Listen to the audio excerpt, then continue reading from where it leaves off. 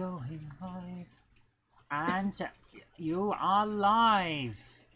Hi there, everyone. Welcome back up here to the Loft to Weir Yard with me. And we're going to be trying and getting our special guest, Les Cliff. No, he isn't in the modelling dungeon. He is at home practicing the self-isolation. I'm just going to turn the volume in my headphones up a little bit so I can hear you all well. Well, today is the Monday Club. It's the format that you know and love. You're going to have to put up with me with the kitty ears on, and this is because when we get Les on the line, I'll need these to be able to hear what he's saying. I can hear that I'm getting a feedback from Zoe is... I'm checking the sound levels, give me a minute. Oh, fair enough. But we've got the trains running, we've got the chat up and running. So, hello to you all. We've got Mini Wistanton Junction, hi to you. Howkin Junction, hi. Anfield Road Layout in the Loft, hi to you. Combat Bunny, the Growler Blackwood Engage Layout. Richard Swiderski, hi to you. AD Pullen, Mini Wistanton Junction. Can I just say one thing? What? I can hear you. Why can I hear myself on a loop around? I think we're getting a loop around because yeah. I'm hearing it in my headphones. Yeah.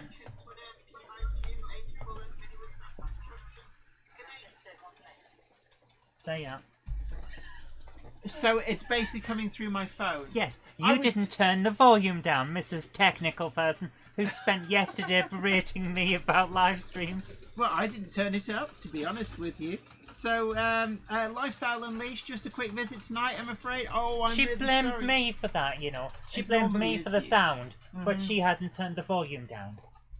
So I'm still a little bit delicate from the illness that I was afflicted with yesterday. Not coronavirus before anybody says, but just one of the winter bugs that's going round.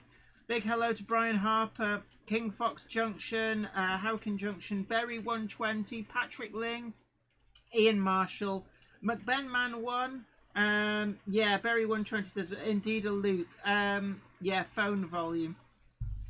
Ooh, Howkin Junction says, oh, don't start yet. Oven beeping, pizza ready.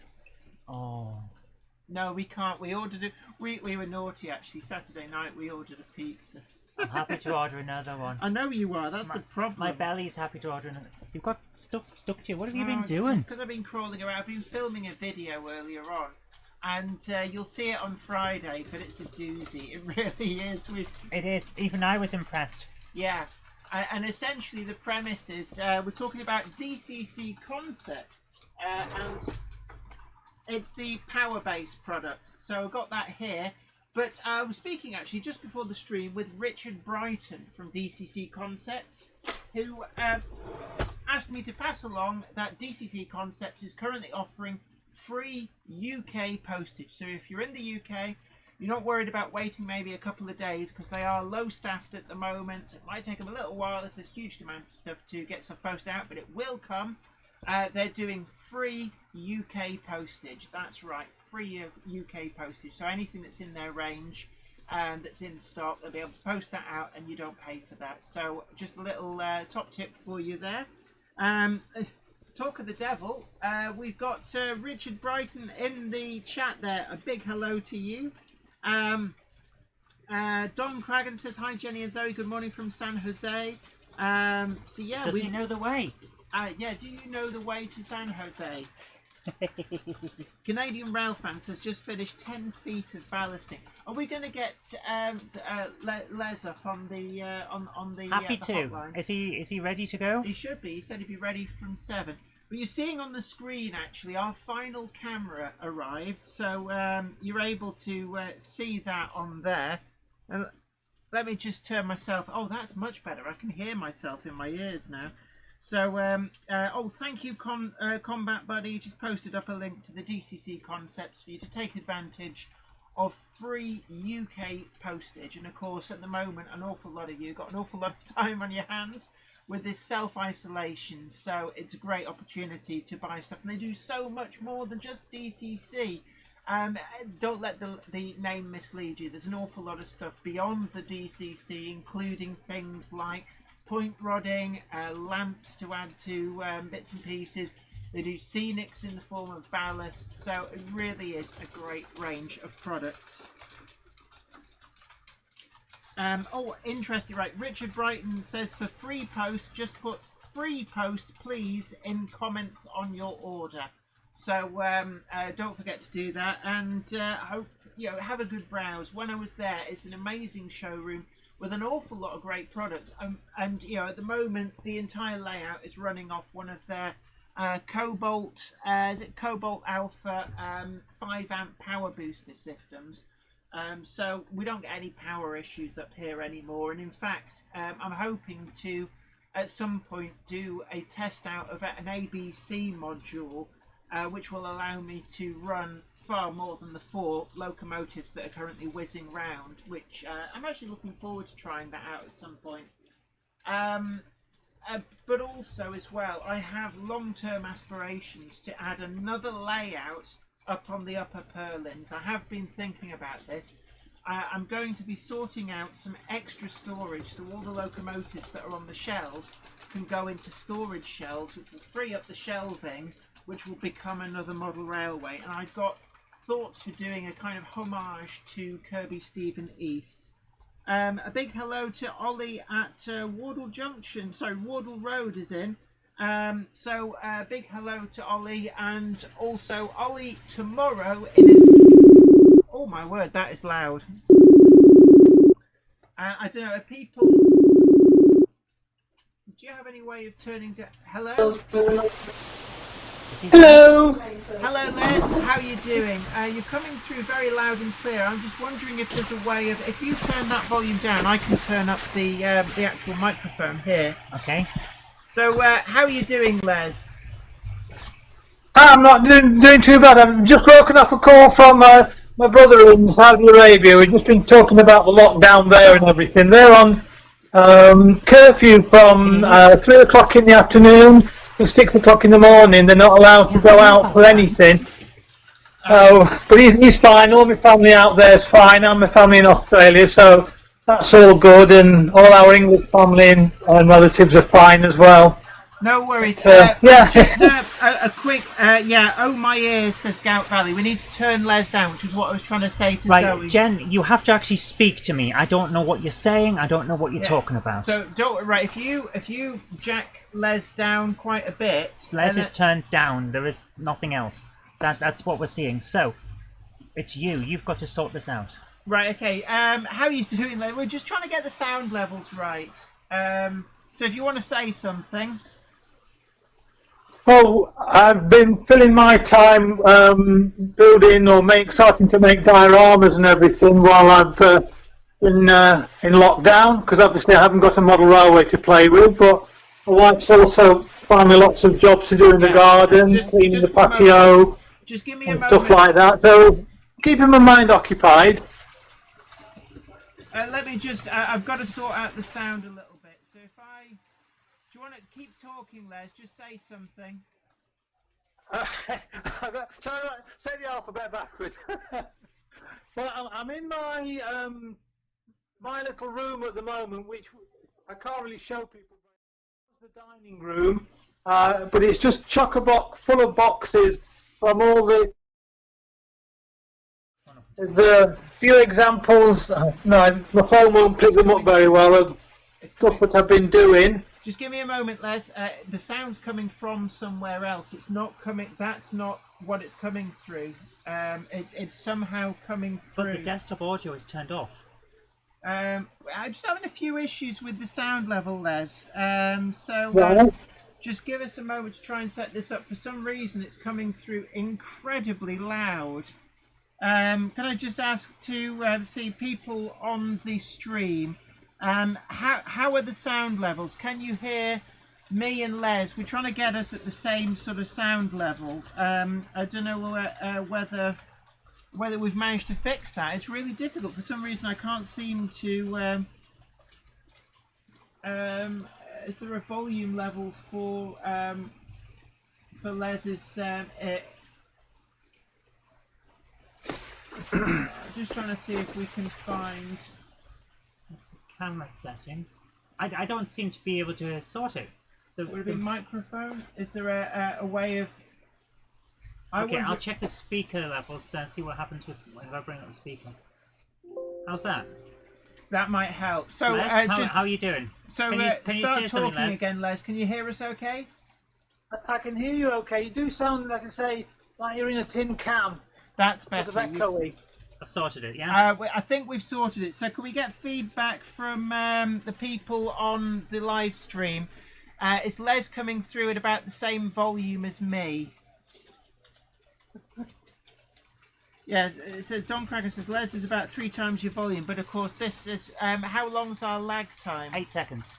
So keep talking, Les. We'll get there in the end. Right. Well, I'm in my what was the dining room, which has now been turned into a storage room and workshop. It does look a bit like a bomb's hit it with all of the boxes of trains and Metcalf kits and card and scrap paper and everything on the floor. Yeah. Been carrying on building dioramas or making a start on dioramas, keeping me occupied. That seems better And now, then the yeah. postman today bought me some more Metcalf kits, so like I say, I'll have plenty to keep me occupied. Yeah, I saw There's a your nice box long of train going around there.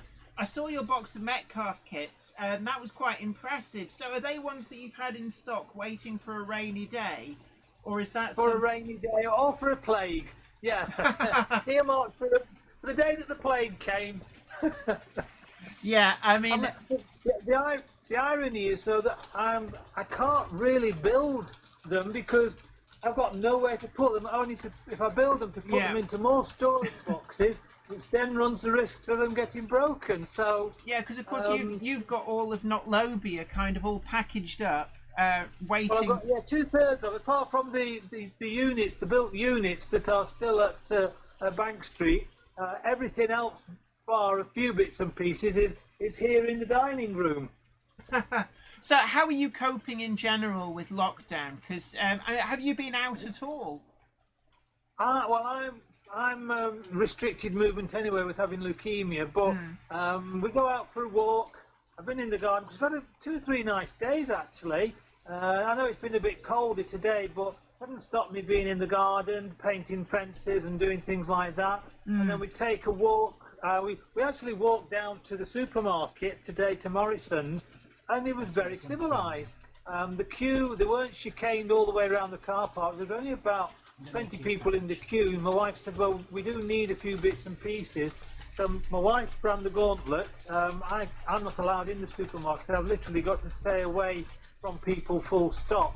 Yeah. But we got some basics, got a bit more bread and some cat food and dog food because got to think about them, keeping them alive and fed.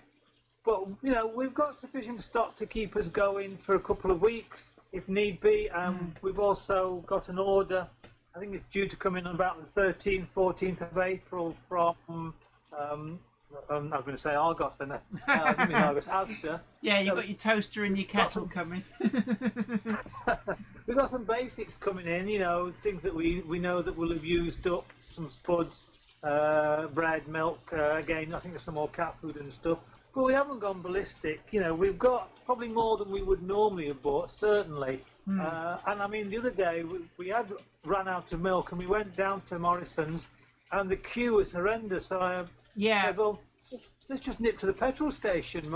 I pulled up at the petrol pumps, or just off the pumps, and my wife walked into the little shop on the forecourt and came out with a 6 pint of milk, no problem at all. It's one of the things. Sometimes you've just got to look at other alternatives. Yeah, it's one of the things that I've noticed is that the big supermarkets, the people are queuing round the block to get in because obviously they're only allowed so many in the shop at any one time to keep social distancing. But if you go to some of the smaller traffic shops, like corner shops as well, seem to be very well stocked. If you just go to the little like Costco and nicer type places, the really tiny businesses, they seem to actually have stock in because people aren't thinking to go there. I know we hear on social media about some of the Del Boy type shop owners who hike the prices on a lot of stuff. They'll get their comeuppance when the time comes, but generally speaking, the little shops around here have been fine from what I've seen and what people have said. There's not been any, buy one loo roll for $9.99 and get another one free I kind have of thing. heard, and actually this is an interesting point for people. If you go into a branded corner shop, there's a lot of things like Costco, Nicer, Londis. One of the things that the management of these chains, because they're franchises, have said is to report any shop that is clearly trying to profiteer by charging more than what they should be for items, because they're not authorized to do that. If I did hear of a case of one corner shop, I won't say which chain it was, but they were trying to charge £4 for loo roll, which had an 89p price sticker on the packaging, is what it was supposed to be. People were saying, it's people who are trying to profiteer like that. It doesn't look good for the company, but it's also a case of people will never go back there. When once all this is passed, people will. We are compiling the list of shops to boycott. We should all. I think generally, I would say probably a good 85% of the population are doing what they've been told they need to do and being supportive and helping each other and everybody else when they can. Tonight, my wife was saying that one of the nurses where she works at the doctor's surgery, because my wife's now been put on to three-day working week at the doctor's surgery, 3 at work, but a 4th day at home working on the computer from home, joining into the NHS services and doing things on there that she can do. But one of the nurses coming home tonight was actually stopped by the police in Walkden and questioned to her motives for being out and about. Obviously, she had a valid reason, and when she explained to the police, they were so appreciative of her, of all the work that had been going on. And I think the other night as well, it probably happened round where you are, when we all went out at 8 o'clock on the Thursday to clap. It was amazing. Round here it was anyway, people clapping. Yeah. I know some people might think it's futile, but it's just a small gesture to show appreciation. And I believe it's going to happen each Thursday for the foreseeable future. But the majority of people are trying to be helpful to each other and look out for each other. It's just the few mindless ones that are going to probably cause more trouble for the rest of us than we actually feel that we won't have to put up with. Yeah, when the clapping thing was on, I was actually in Hull because I'm classed as an essential worker during my day job. So I was leaving Hull, and because I was driving, I couldn't hear the clapping, but I gather everywhere you could hear it.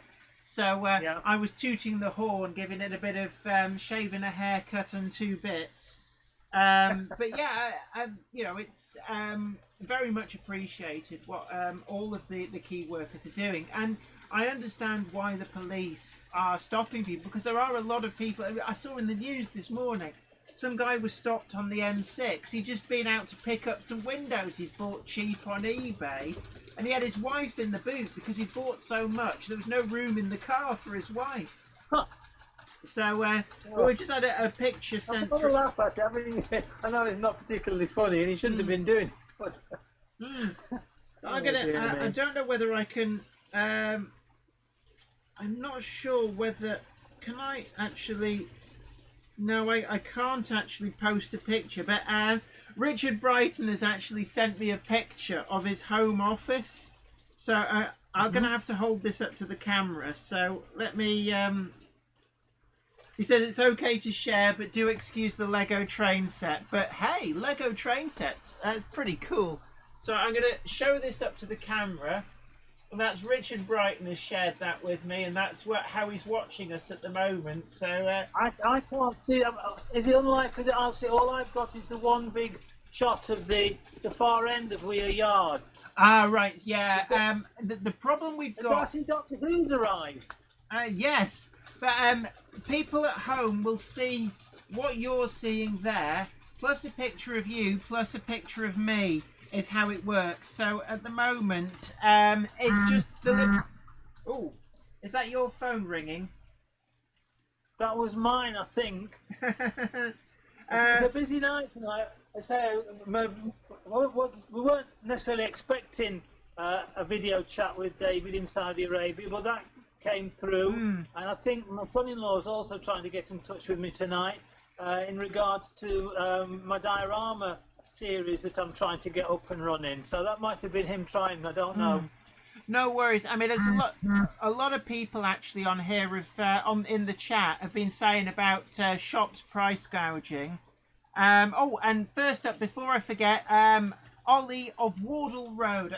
He's doing a live stream tomorrow night, and he's doing a fundraiser in aid of the NHS. So, Ollie, if you're listening, do post that link to the Just Giving page if anybody wants to contribute towards that. And also, Ollie, if you have a means of posting it to friends who like Not Lobia, share it on there. And the more people that are doing their model railways and things, I'd like more people to go onto that page and post virtual railways and things like that. Definitely. Not had many people told me, you have, I know, Jenny, a couple of others, but I'd like more people to share what they're doing on Friends of Not Lobia page as well. That's both people who are just model makers, doesn't have to be model trains, but obviously that's my main interest, but anything war gamers, aviation, cars, this, that and the other, and also suppliers, they can put their links onto that page as well. Definitely. So many of us have missed out on a model railway show. Yeah. I missed out on what would have been my first model railway show, going to Ali Palace. Alexandra Palace, because you were coming with us at the War of the Worlds layout, which incidentally has become a little bit of an albatross for me because it fills my conservatory. And with the nice sunshine we've been having and the fact that we're confined to barracks, I'd rather like to sit in my conservatory, but of course, unfortunately, it's full of War of the Worlds. You mean you spend ages building this wonderful train area and you don't want to live in it? Nice to get a bit of sunshine. I've just been handed fried egg sandwiches, my gosh. Just be careful because they might still have a bit of yolk in them. Yes, they do. So, hey Les, how you doing?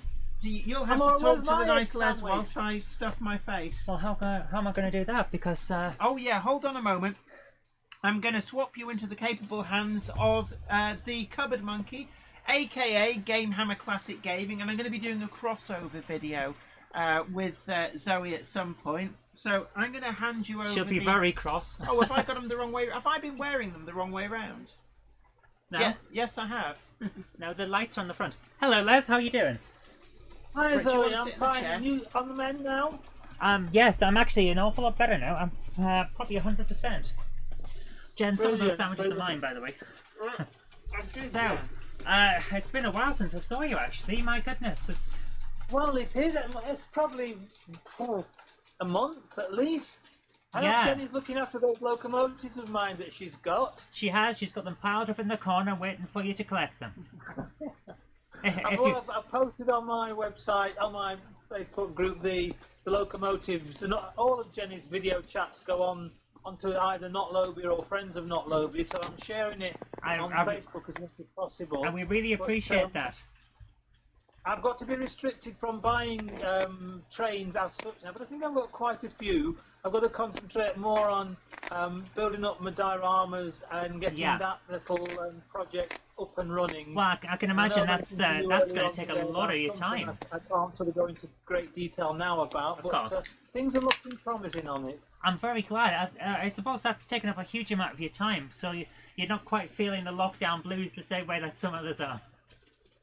Yes. Well, I mean, I can come. What I'm trying to do is to split my day between things that can be done outside or around the house. Outside, if it's nice, gardening, tidying up, and getting the house put a ship shape and getting the curb appeal there for when we have to put it on the market. So, as long as I've done 3 or 4 hours of that, then I don't feel guilty spending 4 or 5 hours working on whatever dioramas I've got to do. That's the same way I spend my days. That's my work from home philosophy. If I get a load of housework done, I don't feel bad about sitting around and filming stuff for my gaming shows. That guilty conscience. Exactly, that's it. Yeah, proper work-life balance. Yeah. Anyway, the layout seems to be running fine. Yeah, it's going. I'm surprised. Hello. Jenny's doing what she tells me off for doing. Whenever the live stream's on, I put the teddies in and things like that. Bombing, was she? Yeah. I like doing that as little distractions for people, just funny Has things. Doctor Who arrived to sort out the terrible mess that the country's in? Did Yes. the Time Lord come to eradicate the plague?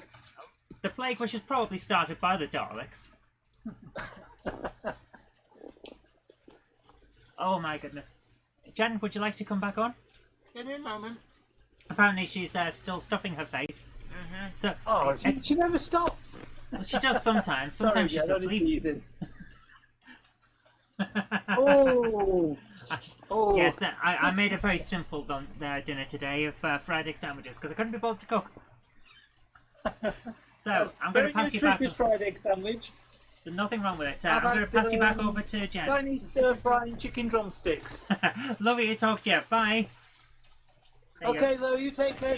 Hope to see you Get out the soon. way. Well, probably 12 weeks or 11 weeks now, but that'll probably be as soon as possible. No worries. Anyway, I am back in the hot seat. So It's not that hot. So I'm just looking through the comments. Wardle Road, did you post your link to your Just Giving page? I'm just looking back through the comments. Yes, you did. So just to reiterate, Wardle Road tomorrow is doing a fundraising live stream in aid of NHS. The link's been posted in the comments. So if you want to give anything to that, it'd be very much welcome. And also don't forget to tune in to Wardle Road. Apparently I've got egg all around my mouth. You've got egg on your face. This is not on your face. Yeah, I literally do have egg on my face. But also don't forget, everybody, we've got the program guide is up on my website, which gives you a list of all of the live streams and the UK times that they're on. Although will the move to British summertime have affected some of them? No, they're all in June. They're all in BST. In BST, so they're in BST. Yes. Right. Bullshit time. Oi, language, Timothy.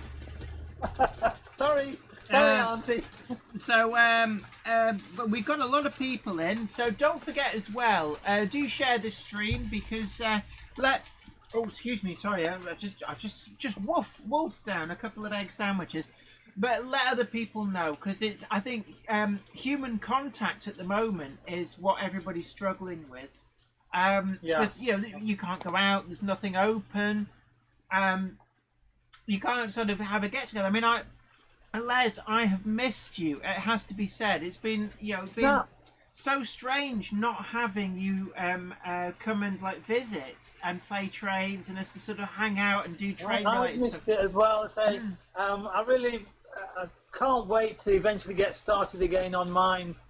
Probably this time next year, something might be happening. I don't know, but it's nice and therapeutic to watch videos of trains going round, and I'm always going on YouTube and looking at the layouts and things, and then sharing them on Friends of Not Lobia because it inspires me to see other layouts, see what's running and see what people have done. Definitely. And even though I'm not actually playing trains, it's still a form of therapy. Watching other people's model railways that they've filmed going round. I mean that's the thing. It's one of the things that we've really tried to encourage is that letting people watch trains. We're doing the virtual model railway exhibition on the Sundays. I know we had a few issues this Sunday because No, we didn't. It was fine. You're still trying to set up your TV link and everything, as it were. So there's bound to be a few teething troubles to begin with. She made the mistake of coming clicking together, and it's certainly a vast improvement on when I was last there, sort of 4 or 5 weeks ago, when you didn't really have other than one fixed sort of view and everything. So it's amazing. And just a quick word to everybody, don't forget, click the like button if you're in the video, show your appreciation to this antidote to self-isolation. I know it's not just the UK, there's so many countries in lockdown at the moment because of this virus. It very much, it's the plague of the modern century, it's the Black Death as it were. Yes, it is. Does So- anybody know the Pied Piper tunes? No, Charleston Estate says, Les, stop shaking the camera. I mean, one of the things we can do is, if you want so, we can change the camera that's shown on screen, can't we? No. No? Why? What happens if we do? How am I going to change the camera? What do you mean? Well, no. It's at the moment I can have it so that it just voices and with the trains going. Yeah, we can completely remove all of Les will still see us, won't he? Yes. So if I go to... Go back to Rob's and just click on any of them. Oops, no. Pick one! Yeah, picking one. Otherwise we get the howl around. But I'm just changing the different shots so it gives people a steady view. I've got a new camera actually, Les. Obviously you can't look at I can't. I mean, I can't like the link or anything. I'm just watching it on the mobile phone. Well, don't worry about that. But obviously, because I'll click afterwards. Oh, definitely yes. And don't forget to share it, everybody. Let people know that we're live, dangerous, and everybody is welcome. Live and dangerous. Yeah. But I'm just looking down through the comments. There's a lot of people say that they have clicked the like button. That's great to know. Excellent. So we've got Ian the Train, Ian Ryan, hello to you. Kevin George, just subscribed. Thank you very much. Always great to welcome aboard new people. We've got Ham Shackleton. Oh, that is grand. Ham Shackleton, would you say that if you're shaking it, it can't keep up on the frame rate or something? Sometimes some people's connections might be a bit slower. Jamie Smith says Jet Set Willy was a class game on my Amstrad. Yes, it was. No. Yes, it was. Opened a box that the Game Hammer Classic Gaming Channel. You know what? I'm off to play Jet Set Willy. See you later. So we're just losing the cupboard monkey. She'll definitely come back up every time. I draw some pictures. Yeah, you can take all the detritus down. Yeah. But I'll have a coffee, Zoe. Les will have a coffee. Make it Irish. Oh, so have you been Irish. Have you been having plenty of Irish coffees? Are you out of the Irish? There's no alcohol in this house. Is it? Oh no. So Les, how can you enjoy modelling without the daily quotient of vitamin booze? Vitamin B. But I don't drink a lot actually anyway, so... Yeah, I know it. I feel like a bad influence because every time you come round here, I make you an Irish coffee. I don't actually know how that actually started, but I won't say no to it because, I do like one. But looking down in the comments, AD Pullen says, I recorded the Guards Van video today. I'm looking forward to these, actually. If people want to send me videos, if they send them to the link to your YouTube channel, to the video, to Zoe at zoerobinson.com, then what we're going to be compiling these for Sunday's virtual model railway exhibition, and it'll be great to have people aboard with that. I'm going to put my light on because I'm realising that I'm getting very dark in here. Don't worry, because we've currently got on the screen shots from Weir Yard. In fact, I'm just showing off my new shot with... it's basically just arrived at a camera that was lost in the post. So all right. Let's just see. Is it going to... Oh, there we go. So I'm just cycling through the shots so that people can see some of the trains and that. And one of the other things as well, actually, everybody does keep commenting, Les, on the back scene that you did for me. People love that back scene. But I'm really looking forward to when you're able to do the other back scene for the town scene. It's obviously have to wait now and probably until... excuse me, towards the end of the year. It will get done. It will get done. I can't let you down. You just have to be patient with me. I would have been possibly able to have come during this 12-week period, but yeah, I can't. I know. I mean, it is. It's hard on so many people, and one of the things that I did want to make sure that people knew is that an awful lot of retailers are still open for mail order. So we name-checked DCC Concepts earlier on, and if you put in the comments, free postage, please. They're doing free UK postage at the moment for their products. But also Rails and Hattons. I know that they're both still doing mail order. And if anybody wants to name-check any other local model shops that are doing mail order still, do post details in the comment section, because I know that an awful lot of local shops are probably struggling at the moment. So any income that you can pass their way will be a great help. Arcadia Models in short, they are still doing mail order. I do know that as well. So please, everybody who knows of a smaller retailer that is doing mail order in these testing times, do let us know in the comments. Manthony, unfortunately, my shop, although it's got nothing to do with trains, it's a picture framing shop, that's closed down for the next 12 weeks, and obviously with me retiring this year, that I might have already framed my last pictures. That's a shame. Unknowingly, because it's very unlikely that the business will get up off the ground again. It is a shame. I've gone through 3 recessions and survived. I mean, is it possible if people are looking for some of the really good, you've got a lot of framed prints and stuff within the shop, is that something that they can get in touch with you if there's something that they're looking for that you may be able to? They can. My only problem is I cannot ship things out because I don't deal with cheap perspex frames. Everything is glazed, that's framed. People can come and collect, but you can't really ship individual pictures through any logistic company and guarantee 100% they're going to arrive not broken and smashed to smithereens. So that is a problem, really, I guess, with glass. It is a shame, because one of the things that we were looking to do was for you to bring along some stuff to Alexandra Palace. Because we had permission to do that, and it's a real shame. But hopefully, once all this lockdown comes to an end, people will be able to support you and maybe get some business coming back through. See, this is also my sort of dilemma with the diorama side of my business that I'm trying to get up and running. I've got some things on the old, we won't mention it, but begins with E and ends in Y site. And unfortunately, starts with E, ends with B. I can't legally go and take them to the post office because it's not classed as an essential business at the moment. And that is the difficult bit, I guess. But I mean, if people want to support you, then I suppose they can at least.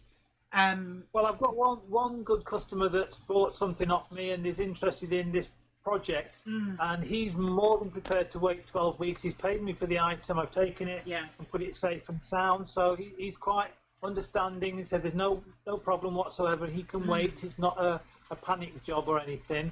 It's just people have got to understand the situation. I don't want to go into a group even 2 meters apart. Somebody can still pass that germ on if they've got it, or if I've got it and don't know it, I can pass it on simply by touching things, or even the parcels that you handle. They say that the germs don't live on there for very long, but they've only got to be on there enough for somebody else to touch them, and it can easily get transferred. So parcels and post are still a very, in my opinion anyway, a very risky means of transmission of products. I mean, generally speaking, you're supposed to wash your hands when you've been to the supermarket, and in theory you should wash everything that you buy from there, wipe the tins and the bottles down and everything else, but I don't think anybody, or very few people, will go around to doing that.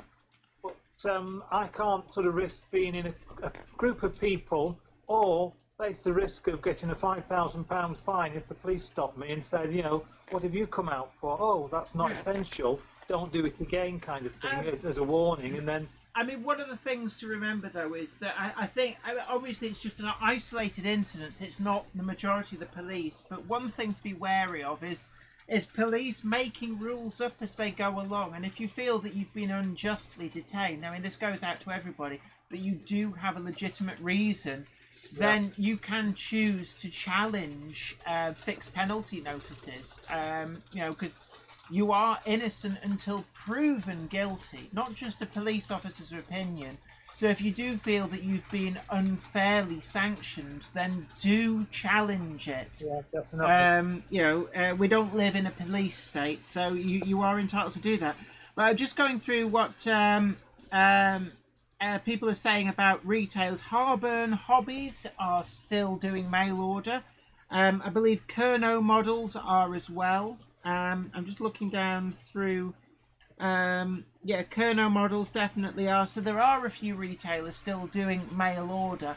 So now's the perfect time, really, if you want to add to your model to do something. You've got the perfect excuse to do that. And I think in these times of lockdown, because of the coronavirus, it's a good opportunity to put time into your hobbies, because otherwise you're going to go stir crazy at home. I tell you who I feel sorry for, Jen. All the fellas that had told their wife when the wife had asked them to do something, he said, I haven't got time for it now. When I've got some time, I'll get around to it. Oh, they'll be worked ragged doing all the... No excuse. But I mean, on the other hand, are the DIY places like B&Q and the Range and Wix, places like that, are they actually still open? Do we know? I doubt it. I don't know though. I've not checked, but because your argument would could they be classed as essential? They're not like a supermarket, are they? Although I think there is an element that DIY. If you're prepared to do repairs around the house, it saves you getting somebody out and risking extra exposure. So there is an argument to be made that it is an essential business. I will have to. I'll have to look into that. But also, Loco Shed in Whitefield as well, just been informed, are doing mail order still. So, like I said before, in these challenging times, it's a great opportunity to support local model shops that are trying to make the ends meet by doing mail order. So there are a few out there. Tim JD Dowd says the Range is open. Steve Taylor has also said the Range is still open. Leslie Gilpin says DIY stores are on the essential list. So interesting. Oh, right. Although Anfield Road Layout in the Loft says B&Q are closed. And Howkin Junction says they are, but only for emergency things. Although say that, if you're there for, if you've got a leaky pipe under your sink, what's to stop you from picking up some other bits and pieces whilst you're there for the fittings to repair your sink? So it swings around. It's a bit like I saw something online about shops being warned they weren't allowed to sell Easter eggs, which I thought was a bit naughty. It's there's nothing that says that shops can't have Easter eggs for sale. You might be there for a pint of milk and a loaf of bread. Why shouldn't you buy an Easter egg whilst you're there? Yeah. Game Hammer Classic Gaming says, does "my wife will strangle me if I don't do this" constitute emergency items? Although Minnie West Aston Junction says B&Q are open for click and collect. And Laura Biddle says Bostock models are great for 00 gauge trucks and buses. I take it they're open doing mail order as well. So Gary Lewis says B&Q stores are all closed, only online ordering can be doing. Yeah, B&Q shut in Warrington. So interesting. And Tony Wright says Buffers Model Railways are doing mail order as well. So there's definitely, in terms of model railways, you can get an awful lot of stuff mail order. But it has to be said that without some of the like the wood and the hardware, it could be a bit tricky. But one of the things that I'm currently doing at the moment, I've just done a video actually, look out for it on Friday, the DCC Concepts Power Base, and I've recycled some old timber to be able to do that. But I'm hoping as well to be doing another project for making a very small working model railway to alleviate boredom, using some other recycled timber. So it's a good time really to clear out the garage, clear out the shed, and see what little bits of timber you've got knocking about which you can repurpose. So let's have a look down. Mark Holt asks, Jenny, do HO buildings look very out of scale on 00? What do you think on this, Les? My thoughts are that actually... Well, I mix and match. Old Not Lobia used to be, one part of it was all HO scale buildings, because you can get some very elaborate looking buildings that nobody else but a manufacturer that still fit in with the British scenery. But they do tend to look a little bit odd when you then put a more prototypical English type of building, a Metcalfe, for instance, or a Scaledale next to them. So again, it's up to yourselves. It doesn't bother me too much mixing and matching. If I think it looks right and works for me, that's what counts. But sometimes there is a distinctive difference between HO and OO, and you know, you've really got to be careful how you position things together, particularly when it comes to little vehicles. Yeah, I mean, saying that, I've got, I'm not sure if it's actually, you can, if I move that way, so I'm just, people at home might just see where my finger is.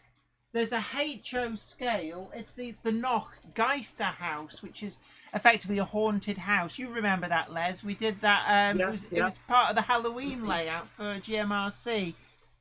But that's HO, and it doesn't look out of place on a 00 model. You've put that in the distance, though, haven't you, Jen? Well, it is next to a row of terraced houses from Metcalfe, and actually you wouldn't know that there was technically a scale difference between them. And I think it's a case of if it looks right, it is right. Yeah. It's your railway. That's rule number 1. Always applies.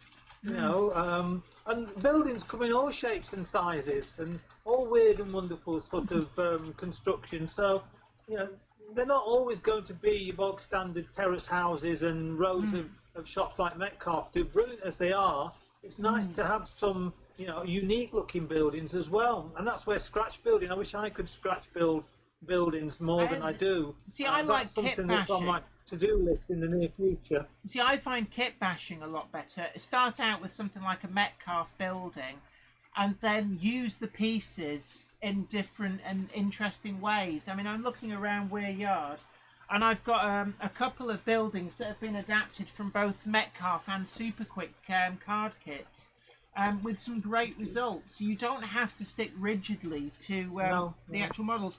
But we've got a comment here from Hunts Heath Model Railway. It says, I buy my milk from my local shop, which just happens to have a post office.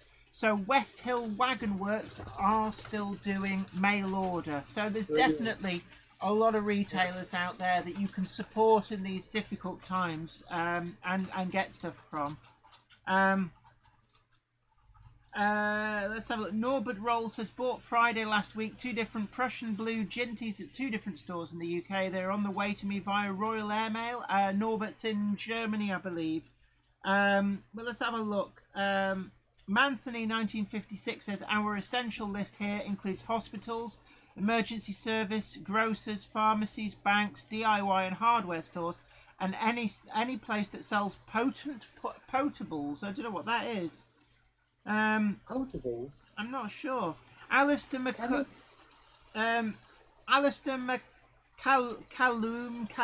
Hi Jenny, do you have any plans to do any videos about the big railway when the current zombie apocalypse is over? I do have plans to go out and visit a few places, so yeah, we'll be doing some stuff. Gareth Waite says, hey me Jenny, how are you? Love the headphones. How has your day been? I was quite ill this morning, so not coronavirus, just a winter bug. So I didn't actually get out of bed until 1 o'clock this afternoon. The joys of being in self-isolation. Leslie Gilpin. And having Covered Monkey to look after you. Yes, definitely. Leslie Gilpin says, I have some 1 to 148 buildings on my 1 to 160 layout. The Metcalfes look okay, but I have some other buildings that look smaller than the small scale. And you can actually use these to give you a forced perspective that gives an illusion that your layout is bigger than it actually is. I haven't got an image of it, but one of the combinations that I've done, I was working on Not Lobby, I've got the Metcalfe farmhouse, and I was using one of the, it was either, I think it was a Faller or a Kilbury, one of these little houses that's being built that's just basically a little, almost like a little triangular house with some rafters and things exposed and a few bricks, and I've sort of attached that to the side, and it's as if they're having an extension built that's going to be a double garage. So this little house looks okay. I've still got to paint it and everything to tone the brick down and everything, but it works quite well as an extension rather than as a proper little house on its own. Yeah, I mean, basically you're limited only by your imagination as much as anything. Yeah, and well, that's what we tried to prove with the Grey Model Railway exhibition. Yeah, and a lot of people criticised, and not just our models, a lot of the models saying, oh, yeah, how unrealistic. But actually what we were doing is by pushing the envelope, thinking outside the box, and doing these sort of way out outlandish things. It's about showing what you can do with a bit of imagination. And I think that, you know, it gives a much better demonstration of what you can do in model form to inspire people than if you just slavishly make a bog standard GWR branch line terminus, which I think wouldn't have been as interesting. That's what people have been saying about a lot of the dioramas that I've been creating, especially these sort of rusty relics, as I sort of tend to kind of specialise in, saying that it's so nice to see a fresh approach to modelling that's not just your normal run-of-the-mill kind of railway. All right, I'm still learning, and they're all fictional, and they're all often made up of scraps and bits and pieces that are broken. And, you know, I do look at references. I've got quite a few ideas that I want to work on, but it's often been a case of working what I've found in my box that's got broken and thinking, right, I'm going to make that into a diorama of some description. Yeah. And, you know, they've come out quite effective. I'd love to have a rummage through your box of bits. Actually, no, that sounds a bit like an innuendo. But, you know, in all these bits and pieces that you're drawing upon to build these dioramas, because you've got so much stuff, I look at it and I think, that would be perfect on Weir Yard, that item or that thing. You know, and you've got such a wealth of stuff to build from. I'm actually quite envious of you. Thank you. I've got a wealth of it. It's all in about 60 boxes in here, all Tupperware ones, which are clear. I can see through to some extent what's in them, so I can sort of go to a box and say, right, I know such and such I think is in that box, and I can pull things out. I've got a box with an airfield in. I've got a couple of boxes with my harbour scenes and bits and pieces in. I mean, lots of boxes of scenic scatters. So yeah, it's all fairly well organised, but I want it on the layout. I don't want it in a I know what you mean. Ceiling. I must admit, when I built Weir Yard, I depleted down all of my scrap boxes, all the bits and pieces I had. Weir Yard has finally soaked up the last of my modelling supplies in a way. I mean, I've still got scatters to some extent, and there's more trees I can make. But in terms of scenery and that, I've kind of used everything up, which in one sense is quite gratifying. But in another, it's given me itchy feet. It's like, I want to make things. I think... Without giving too much away about this project I'm hopefully getting involved with, I've got to be making certainly sand dunes and a seascape as part of it on a diorama that's about 2 foot long by 12 inches wide. So that's all I'm saying. How would it's going you... to be quite a lengthy... So as inspiration for people watching, how would you go about making sand dunes? What would be your tips to people if they think, yeah, I want to make a sand dune? How do I go about that? Well, thinking of what I've got, I tend to use some of the foam that we've had in the past. You know, the jab light. The jab light. So I might use a base of jab light to start off with, that I can then cut into, and also even try and shape some of that, maybe to do part of the sea. But generally, I would just be using scrunched up damp newspaper that's been laid and pulped. You know, when the newsprint that I get is great big sheets that come sandwiched between the glass. Yes, and if I just put that under the tap and screw it out, it all kind of disintegrates, and it almost becomes like that Mod Podge that you can actually spend a fortune buying from Hobbyist. It's like papier-mâché, really, isn't it? Papier-mâché, yeah. And then I would sort of make the general kind of shape of a sand dune, you know, sort of go to my memories of places I've been in Wales and wherever, with the high sand dunes and the marron grass growing out of it, and I'd make the form that could be malleable to some extent, maybe then put plaster of Paris bandage over the top until I get the shape that I'm happy with. Actually, I could even try using some of that paper foil that I've got pieces of, but I'm thinking of sort of keeping the price down. Yeah, as much as I mean, possible just with to things jump I've in got here, around me. if because obviously people might struggle to get hold of plaster of Paris at these times. If you've got a supply of PVA glue and the really cheap blue and white check J cloth, I was told a method which I've used extensively ever since, that you soak the J cloths in PVA glue and then use them in the same way that you would use plaster of Paris bandage. Yep. It takes longer to dry, a couple of days to dry, but you get the same effect, and that may be something that people can use. And it's much cheaper. Yeah. It's very cheap because as long as you've got the PVA glue, it's really easy to do, and it may be using things that people have around the house in this time of lockdown. But I'm just going to look down through the comments. Susanna Joachim, really good to see you in the chat, and apparently potables are perishables, things like dairy products, milk, fruit and veg, and drinking water. Gary Martin asks, sorry if we've done this already, I dozed off. How do we get the URL to you for the virtual exhibitions? If you send an email to zoe@zoerobinson.com, cut and pasting the email, the URL even to the your video for the virtual model exhibition on Sunday. We'd love to hear from you with that. And that's Zoe, spelled Z-O-E. It's the European spelling of Zoe. So drop a line to that and we'll get them on. It'd be great to have as many different people's videos as possible. Also, I set the challenge, if you want to film and send videos of your brake van trains. You don't have to beat my 54 brake van record, but certainly it'd be lovely to see what other people have going on there. I just love, I love brake van trains.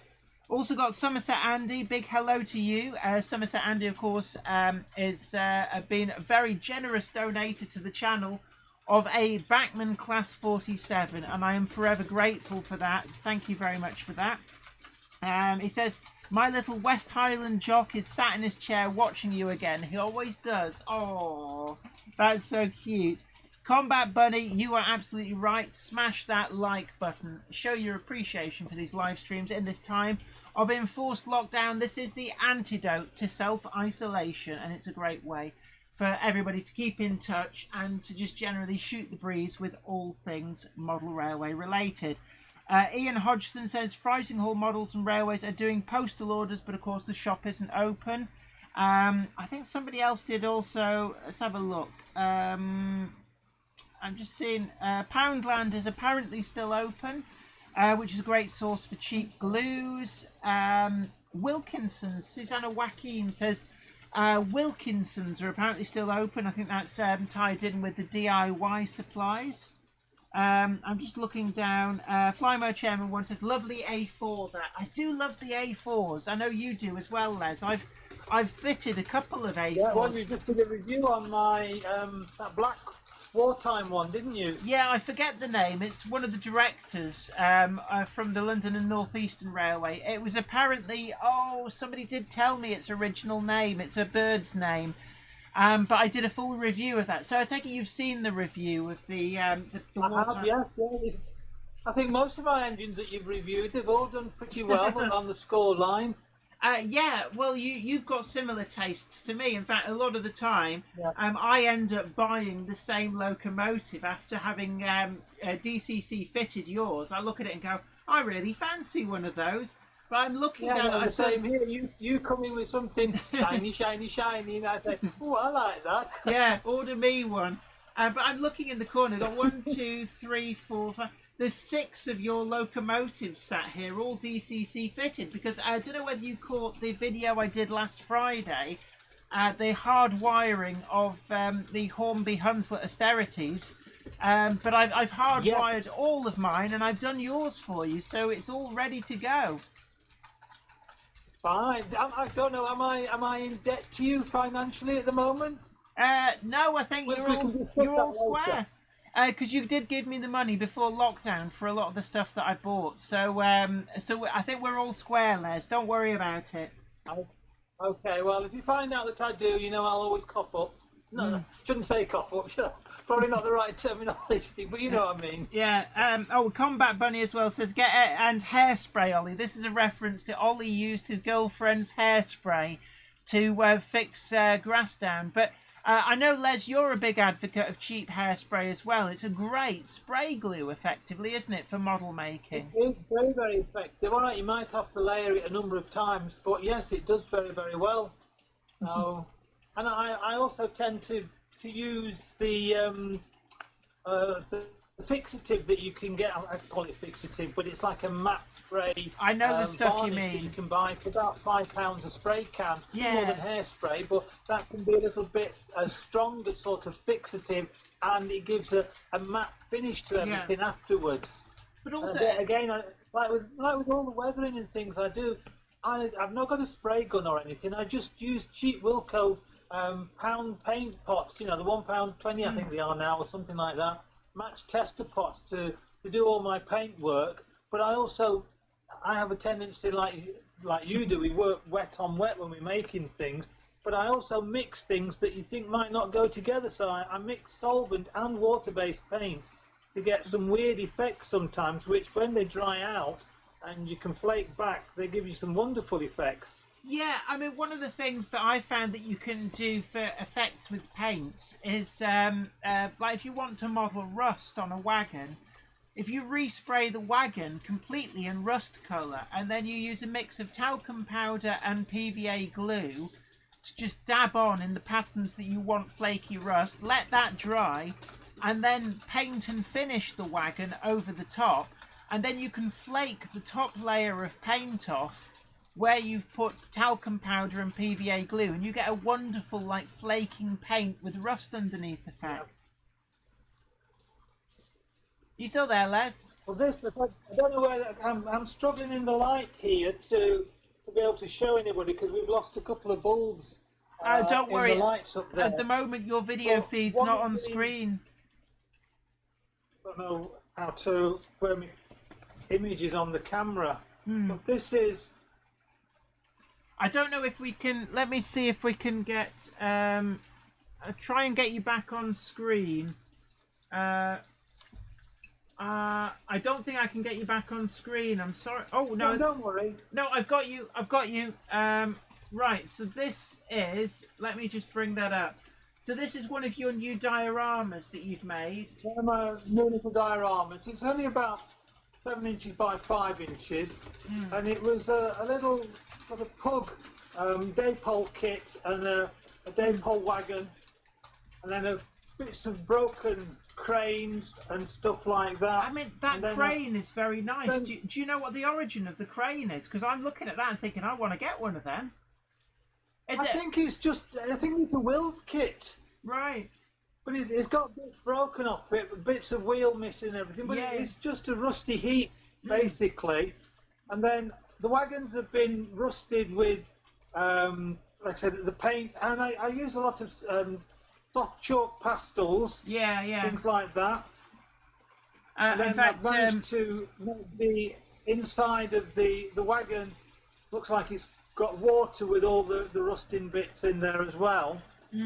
I mean, there's a lot of people. This is one of the little projects I've done in lockdown. I mean, it is great, and actually, it's on eBay. Yeah, somebody's just if posted. Anybody's interested, but somebody has just posted the link to your eBay page, so they can actually people are able to find that. So just in the comments, just looking. Yeah, Paul Hinder, thank you very much. Les Cliff's eBay is Frame Around Leslie. And it's got a full link there if people need to follow that, and they can actually see what you're offering. And like you say, you're not able to. If I may, Jenny, while I haven't got the chance, I'm prepared to take on commissions for people, either with stuff that they've got that they want to send me, if they have an idea. I mean, we'd have to discuss with people what they, so you do want, commissions or the as well, size and everything is.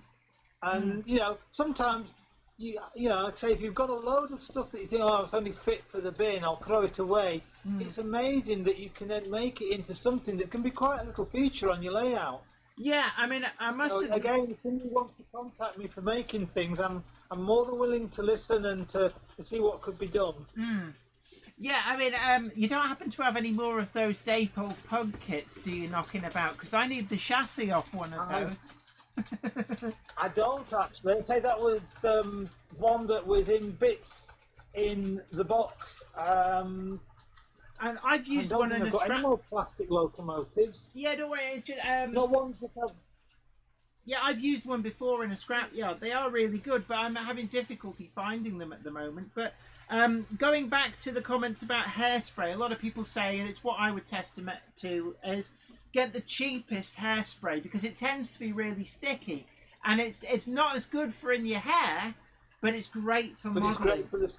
Yeah, but Ollie at Wardle Road says he's never going to hear the end of it about nicking his girlfriend's hairspray. He says he'll have to grow his hair out, so he's got an excuse to buy his own.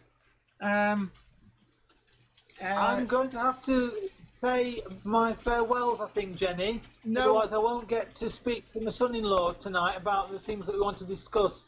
No So, worries. My Look, apologies for having to break off. don't worry. It's been great having you on, actually. I've really missed you Well, I through this hope I can come lockdown. on again. I mean, we've got another few more Mondays that you can invite me on if you don't have anybody else particularly in mind. And I think it's a good way of getting guests on the Monday Club with this current enforced lockdown. So I'm certainly going to try and do more about it.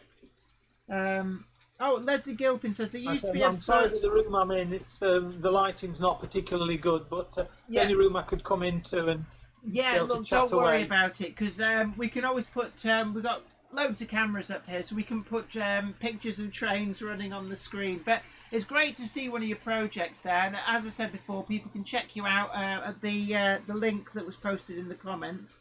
But look, you take really good care of yourself, and All right, I will do. Oh, my best wishes to everybody that's been tuning in. No more worries. to stay safe and keep healthy and look after each other. And hopefully, when it's all over, we might get to see you at a model railway show sometime. Well, hopefully, everybody stay safe and be good. Well, what they might do is actually reschedule Alexandra Palace, and we may still yet be able to do it. Wow, that would be great. That would be great, but it's a case of watch this space. Everything's obviously up in the air at the moment. But look, you take good care of yourself, Les, and I'll catch you later. All right, then, signing off for now. Take care, everybody. Take Bye-bye. care, bye.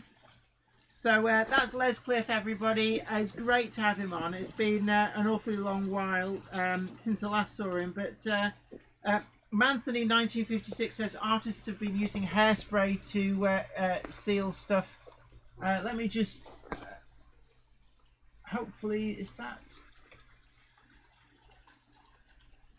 I think is that all right? Yeah. Sorry, I was just checking a couple of bits and pieces. I didn't know whether Les was still on the line. We were going to be butt dialed or something.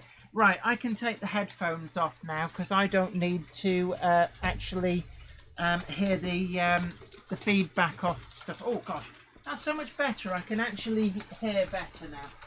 So it's great to see you all in the chat room there. And somebody's posted a link to, I think it was Ann Corton Models. I'm assuming that's because they're still open for mail order. Which is great to see. Do support some of the smaller retailers as well. Let me just get rid of that. Oh, my ears feel so much better for that. Let's have a look at some of the other comments. So, Mark Wilson, yeah. Ali Pally, don't read into anything. I know that they did say they were looking to postpone it. No date set. It may just carry over into next year. I really don't know. I like transport. Hi there. Not seen you in a while, actually. How are you doing? Devans GWR, ditto. Not seen you in a while. And Garvin Neely. Hello, love your YouTube channel. You got my sister into model trains. Oh, brilliant. I am so happy. And certainly, railway modelling is a very good way of being creative during this enforced lockdown, which is something that I think everybody needs. Let's see if we can get some of the other camera angles. I wonder, can we bring up... Yes, we can. Brilliant. That camera's working properly now. So it's really good a way of being creative during this lockdown. Is a good way to stop you getting stir crazy, and it's this is where hobbies really do come into their own. Being able to challenge your mind, to challenge your creativity, and give you a great sense of achievement throughout this period. So let's have a look. Wardle Road says, I'm so sad there's no model shops open to window shop at the moment. Unfortunately, it's a lot of shops shut because of the times we're going through at the moment with this. But like I said, there's a lot of shops still doing mail order. Don't forget to support them. And you can do some degree of window shopping through those with an extensive online catalogue such as Hattons or Rails or Kerno or Harbour and Hobbies. And it does give you ideas of what you can work on for little projects. And I'm wanting to do a few more little projects. I've got one coming up this Friday, which is a nice fun one that I've been doing with DCC Concepts. You may remember when I went to visit them at Settle just before all of this this came down, and I came away with the power base. So I was very curious whether it might be possible to run a locomotive upside down, and you'll have to tune in on Friday to find out. Is it actually possible? It's certainly a tough call, and there's it's a little bit of fun, but hopefully it'll give you some ideas for what you can and can't do with your own railway in terms of things like better adhesion on helixes, on gradients. You can run a steeper gradient, you can run longer trains on those gradients. There's a lot of things you can do with this. So I thought I would test them to the extreme, and that would show you that for your more down to earth projects that they would hopefully do the job. And also don't forget that DCC Concepts is doing free UK postage at the moment to help you get the stuff you need during this lockdown. And Flymo Chairman 1, thank you very much for posting Les's eBay page, and that takes you to where Les has got some of his dioramas that he's been making and selling up. You may need to effectively buy them in advance and have to wait until he's able to get out to post offices. I know that our local post office here has been shut down because the postmaster and postmistress are self-isolating at the moment because of suspected coronavirus. Hopefully they're going to be all right. Hopefully it's not going to be an issue, but it does mean that some local post offices are also closing. Jerry Martin says, thanks Jenny, I've passed that on to my friend G.E. Rick. You're absolutely welcome. Leslie Gilpin, I've been working through my locos, checking they still run and preparing to work on the bad ones. 50 or so done, 120 to go.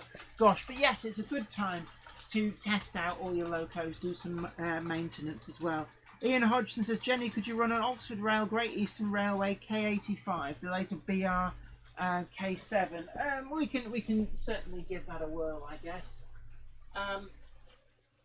But in terms of interesting locomotive running, that's something we're going to be trying to do for the Virtual Model Railway exhibition. Let's just see. That'll be Sunday. So let me just try and find the correct loco for the job. I don't know whether this is going to go round. Actually, I don't think it'll go round on that. It tends to derail on, there's like a kink in the track, which is very, very annoying. But what we can do is, what can we do? Which line shall we run it on? I think 5237. I am going to, if we can bring up, yeah, there we go. So,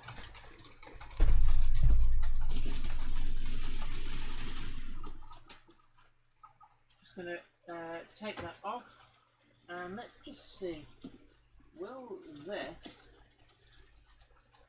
handle the load okay? I may need to shorten that train.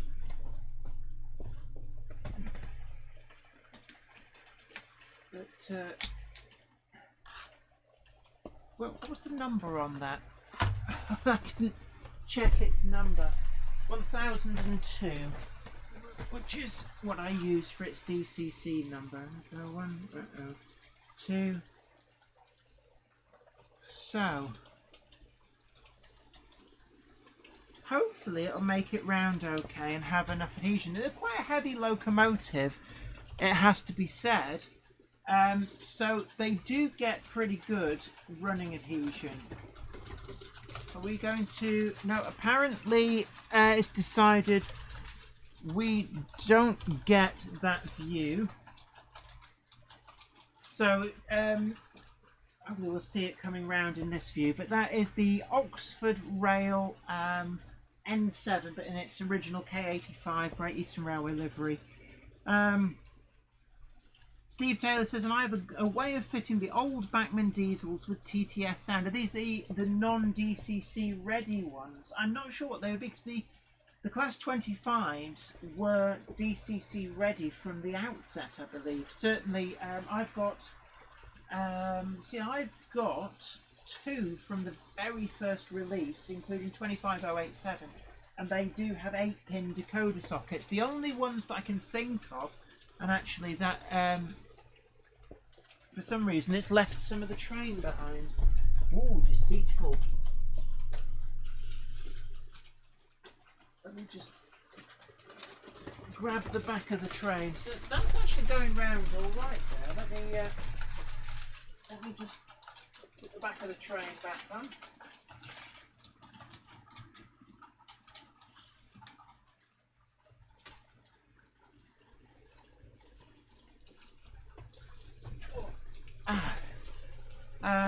Yeah, the Class 45, the original versions weren't DCC ready. I know the Class 8 wasn't DCC ready, but you might struggle a bit to actually fit a TTS sound in a Bachmann Class 8. You'd have to put a different speaker in, would be my guess. Steve Taylor, the 8-pin versions. Yeah, I've put DCC sound in quite a few locos, although the Class 25, unfortunately Hornby don't do a Class 25 TTS chip. It's one that I would love for them to do, because they do have a railroad Class 25 in the range. Sadly, I feel that it may have been dropped from the range, going as it does up against some tough competition. And that's quite a shame, because that means we're not going to see a TTS sound chip for those, which would be such a great seller. But some of the other TTS sound chips I would love for them to do is the Class 42. Please, please, please, Simon Kohler, do a TTS Class 42 sound chip, because I've got a lot of Bachmann locos that could benefit from that. What about the sound on that train thing we were playing earlier? Oh yes, and that's a collaborative video that we're doing between this channel and Gamehammer Classic Gaming, aka the Cupboard Monkeys channel. We've been doing, what is the game called? Train Sim World 2020 on Xbox One. Train Sim World 2020 on Xbox One. Also available on PS4 and PC if people prefer those. Definitely, but it's actually really amazed me. So we're going to do 2 videos with crossovers between us. Oh, and we have hot off the press news. This is part of the design. I haven't got the locomotive or the carriages on yet. So I'm going to hold this up to the camera. I know a lot of people have been asking for a long, long time. Angus's trains, if you're in there, Angus, we have been working on it. But my railway, my rules. This is going to be going on to one of the t-shirt designs. It's not finished yet. I still have to just draw a locomotive onto it. A stylized choo-choo train. A choo-choo. Choo-choo. Choo-choo. But the Teespring shop will hopefully have a little bit more than just mugs. We're going to be doing some t-shirts too. And it'll be great to see at model railway exhibitions, once these are up and on sale, how many people will be walking around with them. You'll have to have the JK logo on there somewhere. It's on there. It's the dot in the exclamation mark. Oh, excellent. Did you not see it? Theon's Model Railways fitted my 37 with iPhone speaker and got it really bassy. I must admit I'm disappointed with my my TTS sound decoder in my Bachmann Class 37. It's something that I think the problem is the speaker, and I'm going to have to look into that. I've also had varied results with... oh, I see. I've also had varied results with the Class 20s. I've got one which sounds amazing and another which doesn't, and I think it's an issue with the speakers. Combat Bunny has put up. Is it your Knob Mouse account that actually comes up as the URL for Game Hammer? YouTube.com/knobmouse. Yes. Yeah. So thank you, Combat Bunny, for putting the link. That's to the Cupboard Monkeys account. Theon's Model Railway says, Jenny, I challenge you to do some shunting. Why do I have to? Okay, let's have a look. In fact, there we go. Let's get me off the screen. And where are we? 5, 2, 3, 7. I need to actually work out which. So that's 1, 2.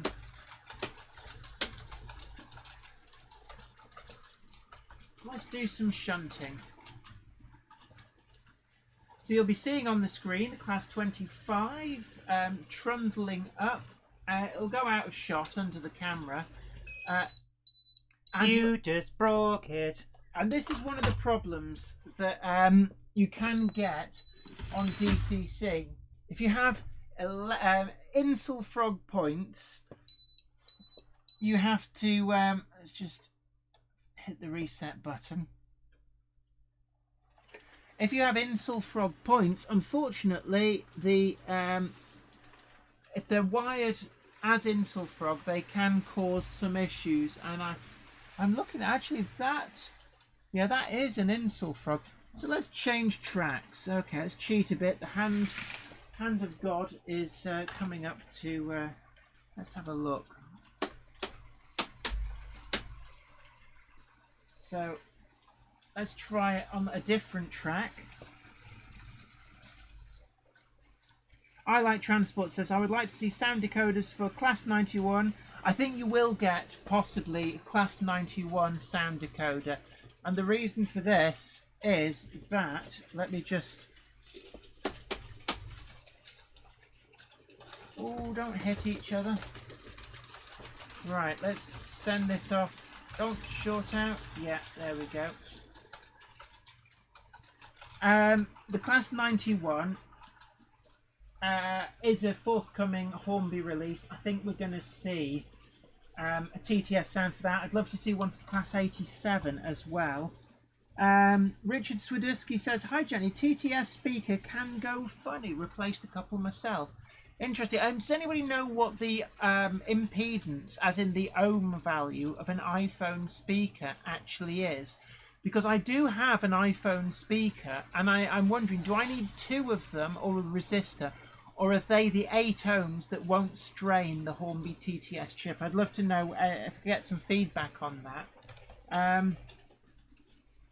I Like Transport has posted a link, thank you very much, to the teespring.com store, which it means you can get yours.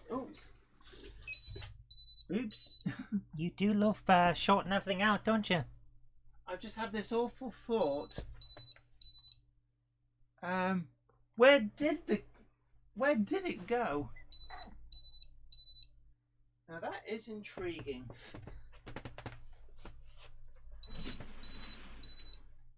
I love shorting it out. It's just that it loves... Jenny screwed up. What it does is it goes, oh, I see your intentions elsewhere. I thought for an awful moment I'd forgotten about the Class 25 and had it trundle off onto the main line. So, hopefully... everything's working. It's just the N7 went and did that. Would you like to show everyone what we were playing today?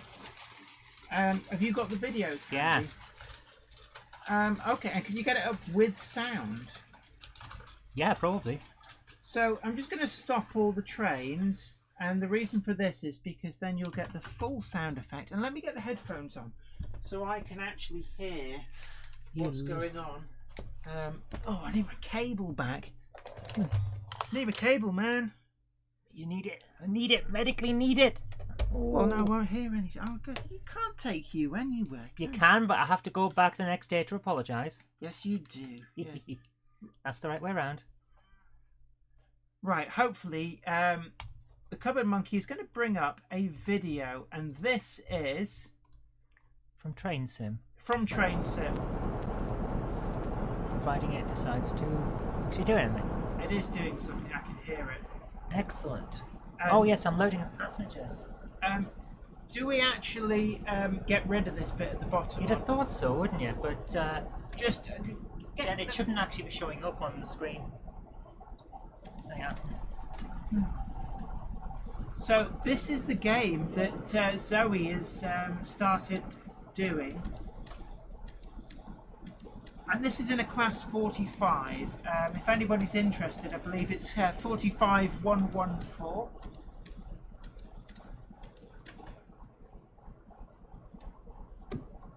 Apparently, according to Ron Stamage, you can put a TTS on an iPhone speaker.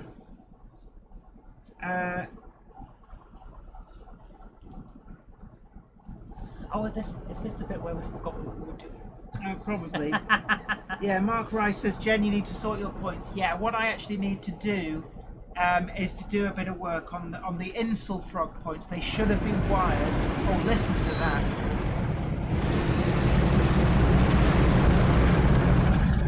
I still can't believe that I've got to just do this on an Xbox with a controller, and it was so simple. Many Wisconsin Junction says, I've been playing that all week. I love it. Just listen to that engine noise. I now understand why people love Peaks. I mean, listen to the bass on that.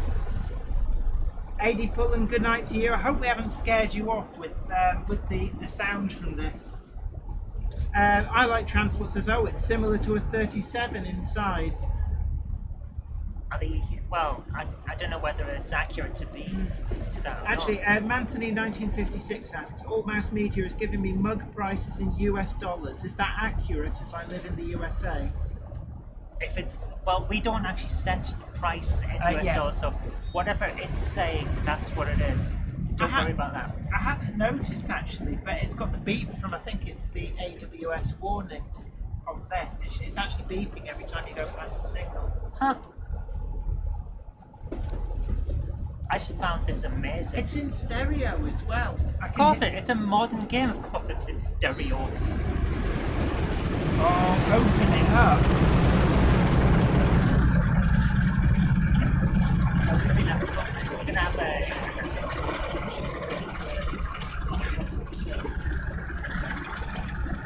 This is before we worked out how to turn the content. Yeah. This is just a little bit different. Yeah.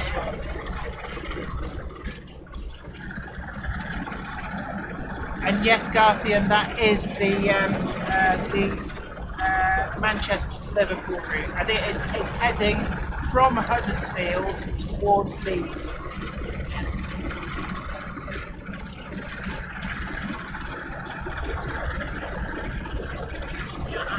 I'm not a massive kid person. This is actually mine, so you find something that I love. Yeah. So I was very impressed. How could it go? Anyway, do you want to get back to your... Yeah, I just thought it'd be nice to show people. Oh, there goes a choo-choo. I mean, it sounds wonderful. And guys, one of the things that I think you can turn it off now. We don't want to show all the footage because we've been recording footage for. Oh God, I don't have to shout now. We've been recording all the footage for being able to do a crossover video. So that's just a little sample of that. But yeah, the sound off that Class 45 in that, it's like wow. I see why people like Class 45s now. That really is a nice sound. So much so that I'm actually seriously considering about putting sound in my own model Class 45. I'm going to investigate how different do they sound from Class 40s, because I do have a spare Class 40 sound chip, which is waiting for when I eventually manage to find a Class 40. But would it sound all right in a Class 45? I'm just curious about that. Creeping Jane says, your sound is a bit like listening in the bath underwater. That is the digital sound scrubbing that we have. The reason we have that is because if we didn't, when you're running trains, all you would hear was ch-ch-ch-ch-ch-ch. Oh, does that mean that they didn't hear it as nice as I heard it in my headphones? Sadly not. Oh, I'm really sorry. I was enjoying the thrash, and it turns out none of you were either. But yeah, I just want to go back to some of the comments on the speakers. Susanna Wakim says, I got single iPhone speakers for both TTS 37 from Roads and Rails. See, Richard Swiderski says, make sure they are 8 ohms for TTS. I think you can link 2 4 ohms in series. Yeah. I don't know what impedance it is. It doesn't seem to say on it. But it's just if I can use it to... I want to replace the speaker that's in my class 37, Hornby TTS 37, because in all honesty, it sounds rubbish at the moment. Steve Taylor's saying they're 8 ohms. Yes. Aha! I Like Transport, Creeping Jane, Paul Hinder and Steve Taylor are all suggesting it will be 8 ohms. So there's a little project for after the live stream. Actually, yeah, really interested in that. I'm gonna put my kitty ears there because I might need them in a bit. I'm off ski because I've got to get back to actually making that t-shirt. No worries. So I'll be. I've got to draw a little choo-choo on it. Oh, don't you think that? Choo-choo. Right. Let's get some of these trains back up and running. So let's have a look.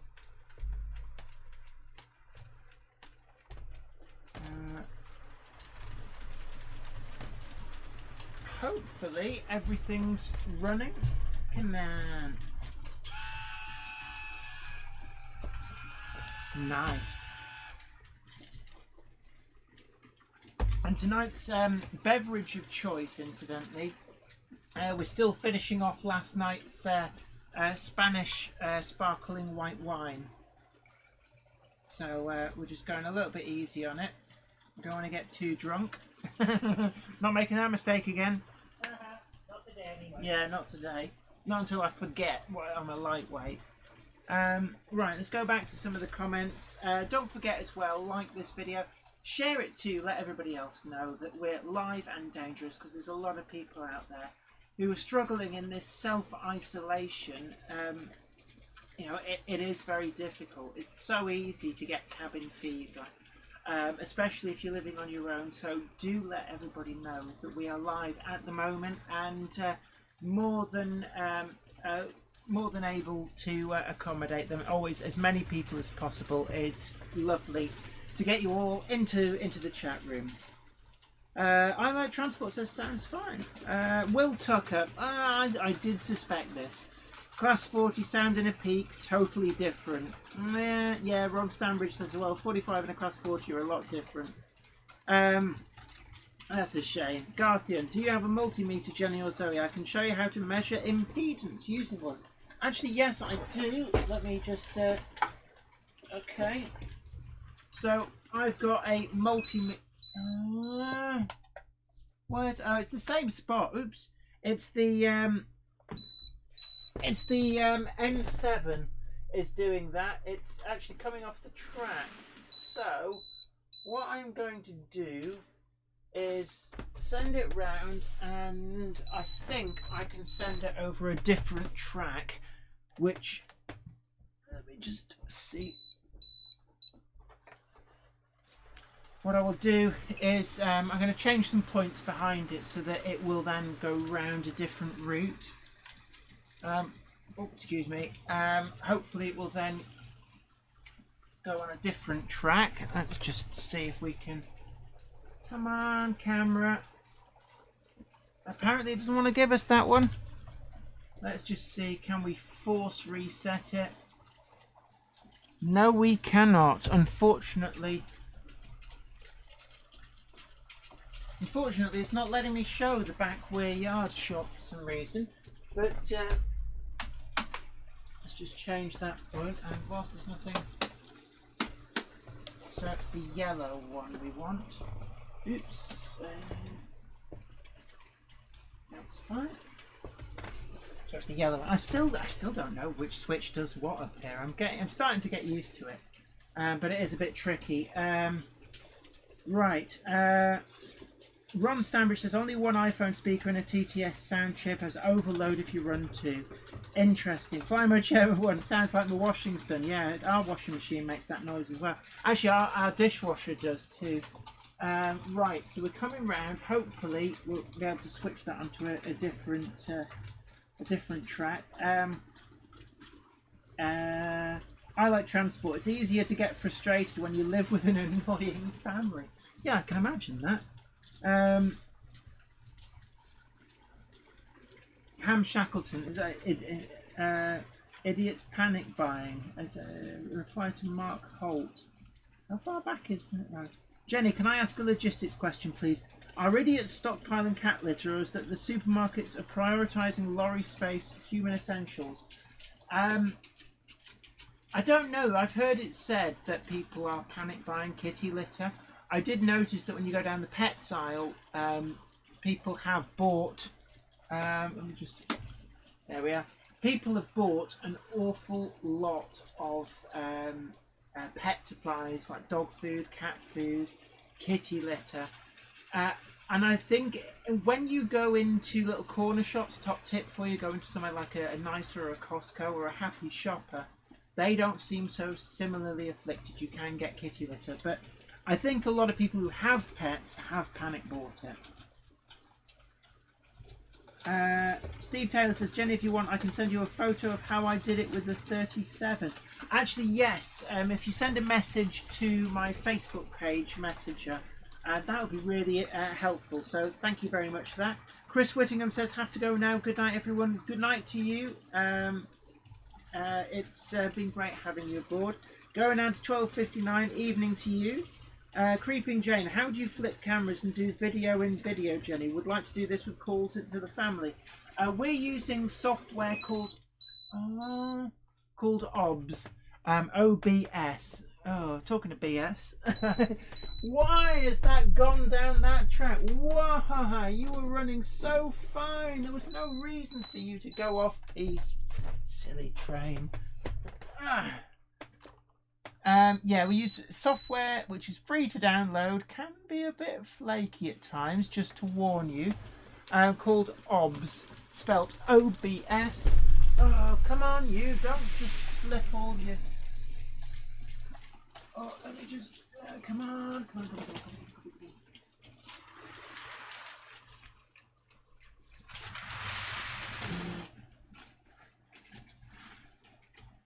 Oh no, come on. Sorry, I'm just, there we go, gotcha. Oh, what are you doing? What are you doing? Right, that's it. You've been too naughty. See? If you're naughty, you don't get to run on my layout. Oh. Hey, you just can't get the stuff, can you? Right. Anywho, right, so I'm going to put the J15 out of the way. That's actually waiting to be filmed for review tomorrow. So I shall put it easy access. Right, and I am going to... Which one am I going to use? I'm going to just use this one. Because I want a layout, a loco that's reliable, so that I can talk to you guys without worrying too much about trains deciding to play silly wallies. 5237 we want. We call 5237 reverse direction. There we go. Right.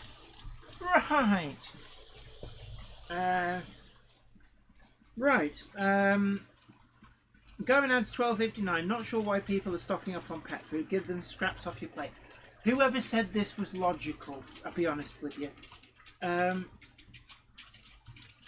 Mark Rice says, give it a rubber. The rubber or speed up loco if problems running too slow. Yeah, a lot of these slightly dodgy points. They're not dodgy, they're insel frog points that have been left wired as if they're insel frog, are causing massive issues with a minor short on the frog.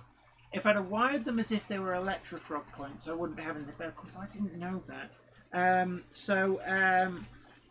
Yeah, New Mills Model Railway. No fun when you're trying to relax and your trains won't let you. Absolutely. I think, fingers crossed, we're doing all right at the moment. FMR Station House. Has anyone else started something on their layout and then thought, oh my god, this is taking forever? Yeah, sometimes that does happen. I'm quite lucky these days that I tend to blast through things. But the worst is where you think, right, well, I could do with laying a siding here. I'll just have to take this out. And then you end up, it's like this trail of, oh, I've bent that rail. I've got to take this piece of oh, no, I've got to redo this bit of scenery. I can remember on one of my first layouts, I built a ratio signal kit, one of the ones that you could pull a lever remotely in it through a piece of string and a spring. It would make the signal change. And I built all this in, and the string was hidden inside the hillside. Everything was lovely until the knot came undone at the base of the signal. And suddenly, nothing was happening. And when I tugged on the string, it was loose. So I had to cut the signal out of the landscape to get access to the other end to retie the string. Oh god, it was a nightmare. Theon's Model Railway. Jenny, visible distress. No, nothing that a nice glass of fizzy white wine can't fix. Ooh, refreshing. A big hello to Minecraft is the best. Yeah. Leslie Gilpin, all pet food has to be suitable for human consumption. That is absolutely true. And arguably a lot of tinned pet food is of a higher quality than some of the things that humans would eat. Certainly the cleanliness at the factories has to be so much better. And the reason for this is there's a lot of offal goes into pet food. And offal goes off a lot easier. So the standard of cleanliness at the pet food plants has to be so much higher. John Nutman says, evening all and Jenny, hope you're all having a great evening. Yes, we are. It's actually pretty good. We had Les Cliff on as a special guest earlier on. And also Ollie from Wardle Road. Just a quick reminder whilst I remember, do post again that Just Giving link. Ollie from Wardle Road is live streamed tomorrow night. Have a look at the programme guide that we put out. It gives all the details of when he's on. He's doing it in aid of an NHS charity. He's raising money for that. So if he's still here, post your Just Giving page and it just gives people a heads up for tomorrow night. So don't forget to catch Wardle Road. Yeah, Slimo Chemo 1, you're absolutely right. Creeping Jane OBS. Not OSB, you'll get bored. Open broadcast system. And I've just seen a message somebody's put up saying use something like a Dremel or a slitter to slit the fish plates where you would normally have insulated fish plates. I'm gonna work on that, I think. Yeah, thank you for that. Somerset Andy says, I see another rat on the layout. Nice one. Yeah, we've got one in experimental chromatic blue, and then we've got a two-tone green.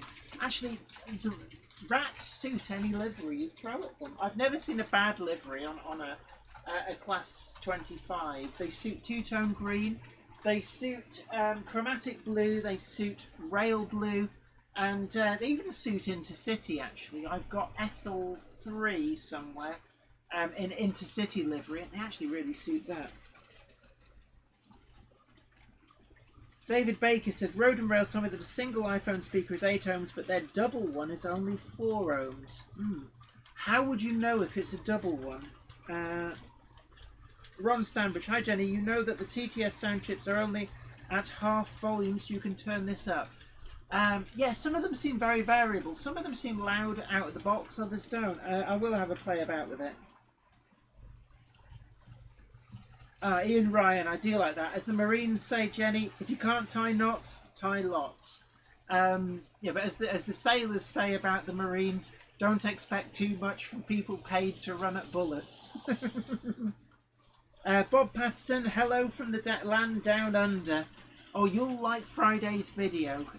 We're trying to run a train upside down in Friday's video. I've just finished filming. I'm not going to give you the heads up of what the end result was, but certainly we had a lot of fun seeing if it was actually possible to make a train run upside down using magnets. Wardle Road, thank you for posting that. Yeah, and everybody do check out Wardle Road, the charity fundraising live stream tomorrow night. Aiden's Railway, hi Jenny, we're all sat watching as a family during the lockdown. Far better than TV. Oh, well, thank you very much. I've got to do a little bit of a song and dance. And it needs to be like a shepherd's crook comes on from the side. Let's change the camera angle and come on cameras. Some of the cameras can be a bit needy, it seems. Let's try that camera. This is one of the problems that you find with OBS, is that it gains and loses cameras and has a few little issues along the way. Wardle Road says all money goes to NHS Foundation's charity, so it's a really good cause. Don't forget to tune into that. Let's have a look. Great fun, good girl, said Bob Patterson. Thank you very much. Flymo Chairman once says, I used to keep cats, honest. Yeah, actually, I'll tell you a story. Actually, it's about Royal Marines. I went on a training course many, many years ago, and some Royal Marines went on it as well. And it was sailing. So we were teaching some of these Royal Marines about sailing little dinghies. We did it up on a lake, and we had a full weekend going on. And when we turned up on the first day, we all had packed lunches, lovely little packed lunches, la-di-da. And the Royal Marines turned up, and they just basically swung by the local Tesco on the way up, and they'd grabbed a whole load of tins of what they thought was meat pie fillings. They thought, oh yeah, we'll just like hot it up, eat it with a spoon. When they learned that it was actually like Win-a-lot chum or whatever it was, didn't perturb them. They just ate it anyway, and they said it was just like steak chunks in gravy. Railway Fan says, super view, Jenny. Thank you very much. As does Flymo Chairman 1. Thank you very much. That's the new camera that we've put in. It's a roving camera, so it's not fixed, but it finally came in the post. So we were just basically looking for alternative shots with it, and actually a low down shot like that does work quite well when the train goes past, I hasten to add. Somerset Andy, Upside Down. Now who sung that? Upside Down. Oh, what's her name? Andy 1962 says, just put on some rave music and you're all set. Broughton Junction says, I was wondering how and where you can exhibit your layouts in the UK and who buys layouts in the UK. Anyone can buy a layout, you just need the money for it. Exhibitions, there are a lot that go on pretty much every weekend. There's an exhibition in the UK under normal circumstances. Quite often some weekends there's multiple ones around the country. James Pett says, I approve of new cameras, this is a good angle. Thank you very much. Brian Motter, hello. Excuse me, welcome aboard, good to see you. What have you missed? Oh yeah, sorry, Andy 1962, Diana Ross. I knew it was somebody like that, I just couldn't place the name. But yeah, Brian Motter, great to see you. You've missed, we had Les Cliff on earlier on. We're also putting it out there, bigging up local model shops that are still doing mail order. So I want to support them in this time of need. So we went through a full long list of that. Bob Patterson, army ration packs, tinned goods was always dubious at best. Actually, I knew people who used to buy them army surplus because they quite liked them.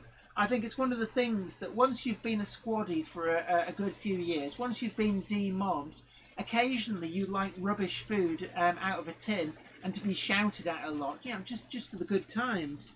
Yeah, Diana Ross. O'Neill, hello to you. Kevin, yeah, sorry, Aiden's Railway, hi to you. Oh, you've been in for a while. So, yeah, we've got 201 people.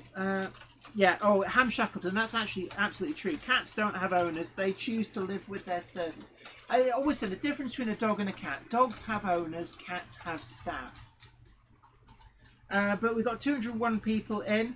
And don't forget to tickle that like button and also share this stream too. Let other people know that the Jenny Monday Club is still open for business, and it's the antidote to self-isolation blues. So if you know somebody who might be on their own, craving a little bit of real-time human contact, then point them in our direction. And we've also got the live stream program guide over on my website, which gives you an idea of what live streams are on when, so you can get your daily dose of vitamin train and human interaction. Hopefully we're going to keep building that as people send us the links to Zoe at zoerobinson.com, and we will build up a complete list of model railway related, model railroad related live streams on the internet. Wardle Road says, I've met Jenny's cat, not the most friendly. No, Fred doesn't like people, or my mum, or other cats, dogs, the post, me half the time. 57305 Northern Princess, my cat Teddy liked watching you.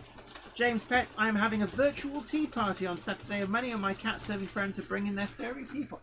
Actually, it's certainly something. I've seen a lot of people say that they're doing like virtual parties, and it's a great idea. And what's been brilliant to take away, a positive to take away from this enforced lockdown, is that people are actually embracing new technology and doing things that they might not have done before. And actually, being an essential worker, I get to go out and drive the roads to go to and from work.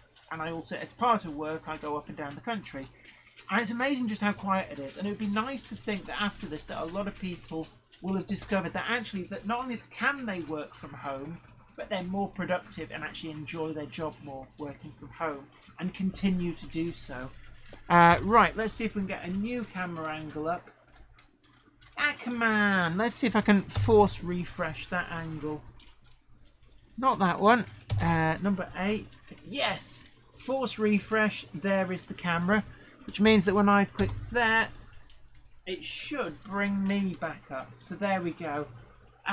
Just for a different angle. Doesn't that, there 25 on that top layer with Les's brilliant back scene just look good. Now I did see a comment I should mention as well, that 247 Development is also still open for mail order. B Mozza did say that a little while back in the comments, and I got distracted. Let's have a look. Going down to 12:59, had to chase a cat off 2 ducks making out on our lawn today. Oh dear.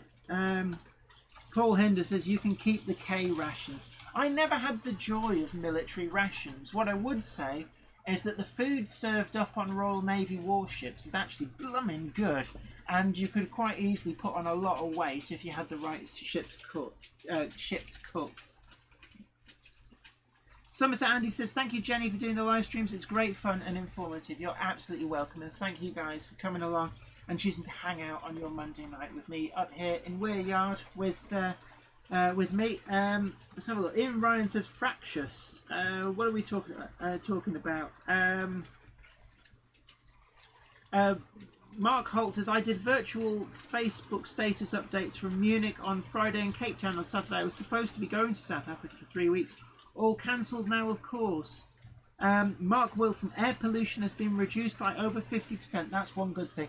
Yeah, and it's something I was thinking about the other day, is that the reduction in air pollution may well actually save a good few lives. So if we look at the positives out of this, there's a lot of people who suffer with things like COPD, chronic asthma, may actually be finding that the symptoms they're getting from that are very much relieved because the air pollution has gone down, and that is very much a good thing.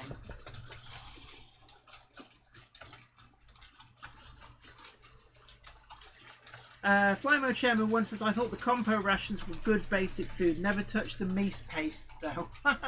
I heard Marines actually say that the meat paste was very good for smearing on hooks and going fishing with it. So a big hello to Broughton Junction there. Messages disappearing right, left and centre there. I don't know why. I think, let's have a look. Yeah, I'm quite happy for, if people want to just the once plug their YouTube channel, that's absolutely fine. Let's have a look. I cannot unhide. I think some of the moderators are quite excited about it. But yeah, if you want to plug your YouTube channel once, don't just spam the comments every 5 minutes. But that's absolutely fine if people want to just say check out my YouTube channel. I'm quite happy for people to do that the once. But Ian Ryan says, I have COPD but sadly can't get out to try the air. It's unfortunate, but hopefully, I think one good thing we can get out of this is that if a lot of people find that working from home is not only viable but more productive, and companies embrace that, we could see a permanent improvement in air pollution. And that is a great thing. Andy1962 says, Harbin Hobbies, Leith Walk, Edinburgh still available for mail order at this time. Please support Bob and Gil. Yeah, I think we mentioned we did mention Harbin Hobbies at the beginning of the stream, but glad to mention them again. Also, Loco Shed in Whitefield, Arcadia in Shaw, Kernow Model Centre, Buffers in Axminster, and obviously Rails and Hattons, all still doing mail order. Oh, and DCC Concepts, who are doing free UK shipping at the present time. If you just put a little note in the comments saying, please give me free shipping. Johannes Jacobus says, my model trains and cat are playmates and enemies. I know that well, actually. Cats will just sit there and like, ooh. And as soon as they think you're not looking, the paw comes out like, oh dear. Wardle Road, fine, I'll plug mine to youtube.com/Wardle Road, and yeah, and don't forget to check out that live stream tomorrow. Melchester Model Railway, thanks Jenny, please check out Melchester Model Railway on YouTube. Certainly we had some great videos from Melchester Model Railway on our virtual Model Railway exhibition on Sunday. Yeah, definitely we've got a few people coming in, and it's absolutely fine if you want to plug just the once, plug your YouTube channel. And also, as Flymer Chairman 1 says, don't forget to tickle the like button. Share the channel too if you know other people as well who might be suffering in self-isolation and just want that element of, even if it's a virtual human contact, it's great that we can stick together as a community, and it's just great to see. Oh no, Mark Wilson, don't hit the like button twice because that takes your like back off. And also Wardle Road, absolutely right. Check out Tim for FMR Station House, and that is also on our live stream guide. If you know of any other live streams that happen regularly, do post the URL and the time that they do their live stream to Zoe at zoerobinson.com to be added to that YouTube program guide. And anybody feel free to disseminate that, share it around, let other people know about the other YouTube live streams that are going on. Tony Wright, I was attached to an army unit for a month and the food was awful. It was great to return to the RAF. I never moaned about RAF food again. Actually, the worst food by all accounts is the US Army food. So much so that in joint exercises out in the Gulf, the US Army people were known to slink off to the UK Army mess tents to get their food because the US food was just so diabolical.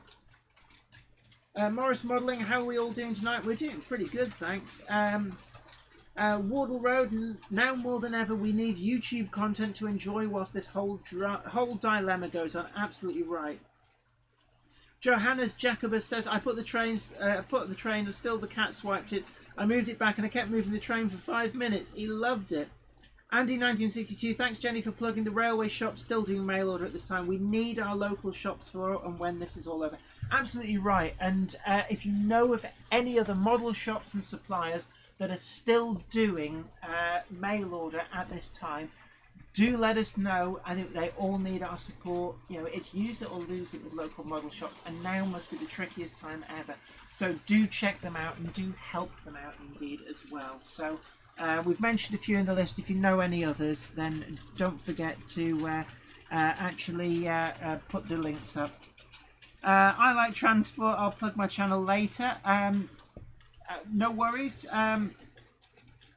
Ian Ryan said, when I was a kid I went to RAF Linton on Ooze. The food was amazing. I think it all depends on what the chefs were like. If you had a good chef, it was really good. And Through a previous job, I may add, not because I was in prison, but I went to Forest Bank Prison through a company called Marshall Tufflex. Went in there. I was overseeing the prison workshop, just coming in, dropping off materials, picking up stuff that they'd been doing and taking them out. And actually, they fed me whilst I was there, and I got a curry, a chicken curry. It was better than takeaway. It really was nice. So it all depends on what the cooks are like.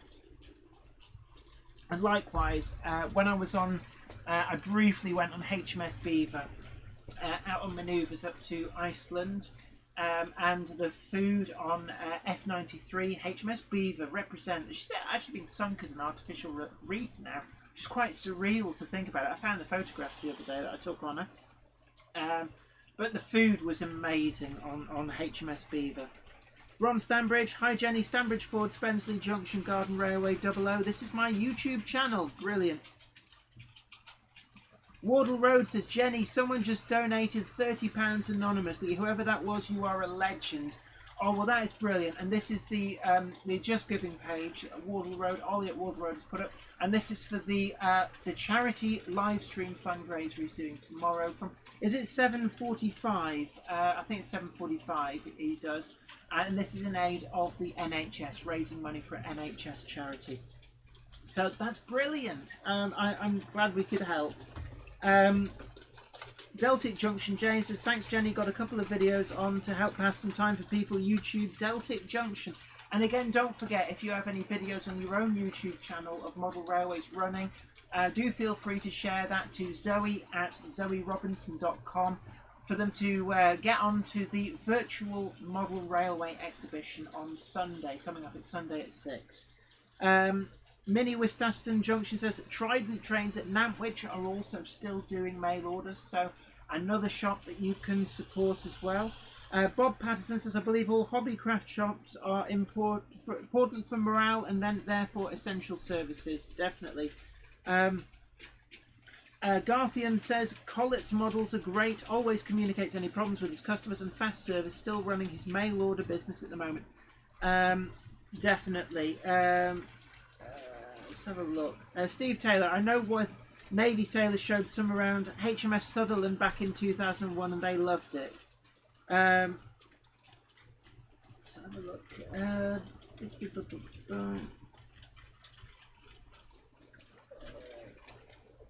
Let's have a look.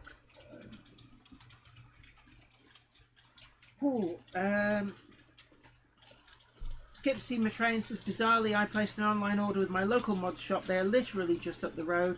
Max said, upstairs, downstairs. It's a great blow, definitely. And you know, it's one of those things that, you know, Bolton Model Mart is what I don't know if they're doing mail order. Do check out their website. It will say on there if they are. But yeah, it would feel weird doing mail orders. It's like Arcadia, Tim at Arcadia Models in Shaw. It would feel weird to, you know, I must do that. I must show my support, and I'll give him a ring, possibly tomorrow maybe. I'll ring him up and just see what he's got and get him to post something out to me, just to show him the support. Mike O'Brien says, the best food I had was when I was in the Merchant Navy. I can well believe it. Pat Hegarty says, hi Jen, have you any idea of the retail value of everything you have on your railway? Golden rule of model railways, never ever add up everything that you've spent, because quite literally you will be shocked by the price it comes to. You'll be like, oh my god, I could have afforded a house or a brand new top of the range Mercedes with that. So yeah, it's very dangerous. Don't do that. Wardle Road, Wardle Road has posted the link and says I'll be slightly early from 6:30 tomorrow, and that's 6:30 UK time. Excuse me, UK time, which is, we're on British summer time, which is GMT +1. Right. Yeah, I like transport. I think Sam's Trains are doing servicing live tomorrow at 1 or 2. No schedule set, as well as possibly other days over the next 2 weeks. Although he was very naughty on Friday. He did his live stream head to head with Happens, who have been doing that slot for an awfully long time. which is a bit naughty. But Ben Davis, hi Jennifer, thanks for the stream. You're absolutely welcome, and it's great to have you all aboard. Don't forget to tickle the like button, share the stream as well, certainly whilst it's on, but also afterwards too. Let other people know. There's so many people in lockdown, cabin fever, self-isolation, and hopefully this is the perfect antidote, along with all the other live streams on the YouTube program guide. Ham Shackleton says Navy chefs in inverted commas in 1965 were dreadful. They could even boil baked beans in soup. Oh, yeah. I have met a few chefs where it's like, they say, "How would you like your bacon?" It's like, well, tell you what. How about recognisable? Yeah. And Creeping Jane, and you could say this about railway modelers and how many locomotives. It says, how many guitars does a guitarist need? The answer, just one more. Absolutely right. It's like, how many locomotives does a railway modeller need? Just one more. Dundee Road says, wouldn't it be a new Volvo? Actually, I don't like the new Volvos. It was certainly it'd be a case of I could buy a concourse showroom fresh condition Volvo 850. Actually, one did come up for auction. It was a P-Reg, final edition, fully spec Volvo 850 T5R. And it had only done 16,000 miles from new and had been garaged. So it was pristine, perfect. And it was about £25,000, something like that. But Broughton Junction says, hi Jenny, could you tell me the email again if possible? It's Zoe at zoerobinson.com, and that's Zoe spelt Z-O-E. So hold on, I'll put that in the comments. So it's Zoe at zoerobinson.com. I Like Transport says, I've got a lot of spotting videos from December coming soon, as well as a running session. My channel is here, so I Like Transport's put the channel up there. Steve Taylor, the best training I've had as a Royal Navy tailor is being separated from your family and being away from family. I'm loving lockdown so much modelling. That is true. Leslie Gilpin, Jenny, what's the theme for videos on Sunday? You mentioned brake vans, but yesterday you also mentioned shunters. Look, there doesn't have to be a theme to your video. Don't feel that you have to shoot something special. We accept all videos, but certainly we're looking just for a bit of fun, seeing about running all your brake vans together in one train, following on from the world's longest train of brake vans that I did with 54. You don't have to beat that. Don't worry, any number of brake vans is fine. Also, we said full brakes is fine, but we're going to be doing a shunter fest. So any shunting locomotives as well, we welcome that. And we're yard, we're hoping to go all shunters. So we'll have Gronks, maybe even set a class 3 going, class 5, maybe a class 7 as well. So actually we'll try and get a whole range. I've got a class 9 too. We'll try and get as many shunters as we can going. Also, steam shunters are fine as well. So I've got a 1366 class, whole load of panniers. I've got a BT well tank, P class, Terrier. There's all sorts of stuff. Ginties, Midland 1F, all sorts of stuff. Bob Patterson says, morning has broken, down under sunrise. Oh my word. Mark Holt says 850 T5s were either owned by the police or serial killers. Yeah, I've met a few T5 owners though. JJ Williams 1984 says, God bless all watching, stay safe please. Very much so in this difficult times. And don't forget, we've also got the program guide up on YouTube through our website. You can actually check out who is live streaming and when. If you know any others that are missing off that list, do drop an email to the email address that we've just listed, which is also the same email address for sending URLs for your own videos for the virtual Model Railway exhibition on Sunday. We welcome everything. Looking forward to seeing that. Mark Holt says, I'm not on lockdown, but I've started watching the original Battlestar Galactica box set. Oh my word. Yeah, JJ Williams in 1984. I love all shunters. Johannes Jacobus says, I made a train museum, older trains as exhibits and newer trains as the ride trains. There are 2 museum stations, 20 stations online. Grand. Bob Patterson, yeah, bassist, get one good plank and treasure it. This is about the guitar thing. Flymo Chairman 1. I'm a bassist or was, only needed one guitar. Ian Ryan says, my brother-in-law has a son with an eating disorder. He hardly eats and spends all his time isolated in his room. My brother-in-law said he has been in training for this crisis all his life. Yeah, it's true. Skipsy Train says, I work away from home. It's the recipe for a long and happy marriage. I must say, one of the things that I always say, Zoe and I have been married for 11 years. And we've got separate rooms. Zoe has her nerd cave downstairs. I've got my train cave up here. So we spend a lot of time, even if we're in the same house, apart from each other. And also my job takes me away from home for very long hours. And yes, you have to have different hobbies and time apart. And that is the secret to a good marriage. Somerset Andy says, but you still haven't got a class 56, Jenny. Yes, I know. It's high on the list, actually. The Jenny needs a new Locomotive fundraiser. I think class 56 is well up there. So if anybody wants to be super jealous, I'm really looking for one in BR Rail Blue. What I call small logo Rail Blue. But no, I'll save up for it. But at the moment, there's only, I think, is it Rail Freight Triple Grey? Not Triple Grey, Rail Freight Red Stripe is the only one that's currently out there and available. £99 I've seen it out and about. Just so much on my wish list. But yeah, I think a class 56 is high on the agenda. Tony Wright says, I can send a video to Zoe email addresses. I don't have a YouTube channel. I'm enjoying the live stream. It keeps me smiling. You're very welcome. What I would suggest, if you've got something like Google Drive or Dropbox, upload it to that and then send a link, because if you can't send a huge file over email, otherwise it'll just get wiped out in the ether, because there's like limits to the size of files you can send, unfortunately. Ham Shackleton, I'm presuming you've posted a profile to my Smashwords link to ebooks. Also, don't forget as well that you can buy books from All Mouse Media as well if you want. Yeah, Game Hammer Classic Games. Please don't email videos direct to me. It will clog your inbox and mine. Yeah, only email the URLs. James Pett says, I approve of class 56s. Maybe that's what we'll have to do. We'll have to. I feel a bit guilty saying this. So, you know, if you're going to give money, give it to the GoFundMe fundraiser for Ollie at Wardle Road's charity fundraiser live stream starting at 6:30 in the early evening in aid of the NHS. But I think certainly I'm going to be fundraising for a class 56 at some point.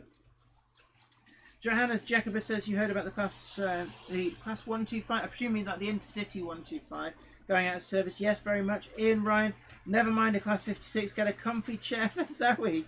Oh no, we don't want luxuries like that for the cupboard monkey. Deltic Junction James says, remember to hit that like button. Boom! Boom! Fa la la la la. That only makes sense if you've seen Big Hero 6. FMR Station House, here is my channel so you can take a look, and please sub. We hope to get to 500. I can't link the channel. Certainly, yeah, if you check out FMR Station House on YouTube, but also if somebody wants to post the link to the YouTube program guide, FMR Station House is listed on there for the live streams they're doing. Thank you, Wardle Road, for posting up that Just Giving page. And say anybody who might have even been minutely tempted to send anything through on the super chat, don't do that. Send it to the Just Giving page instead. So let's have a look. Wardle Road says, yeah, I do the same, Jenny, but sadly the NHS don't want a class 56. It is something. Okay, we're going to... I'm in two minds about the Rail Freight Red Stripe one that's currently... Let's see if we can we get... Oh, that is the right one. Can we get the back camera running? Come on, come on, come on, come on. For some reason, the back camera's decided not to play ball. But let's see, can we get... That is a nice low-down shot, actually. Yeah, Johannes Jacobus says, hit the bell, don't forget. Oh, and Mark Wilson, that is an amazingly generous donation. Sent £20 to Wardle Road. not to Waterloo Road's fundraiser. That is amazingly generous. Thank you very much. Ned's Train says subscribe to Ned's Trains. It's a brilliant YouTube channel. But yeah, I'm unlike. Oh, we're going to get the train coming round. Ooh, there we go. That is actually quite a nice shot. I should try and get one set up. So if I put it on one of the other hotkeys, so I can remove myself from the corner for the full effect there. So let's go and have a little look here. What's going on with the mountain and scenery? Well, yeah, every pound makes a difference. That's great. James Pett says, I like sectorization. I have an N-Gauge 56 and rail freight red stripe. It's a delight.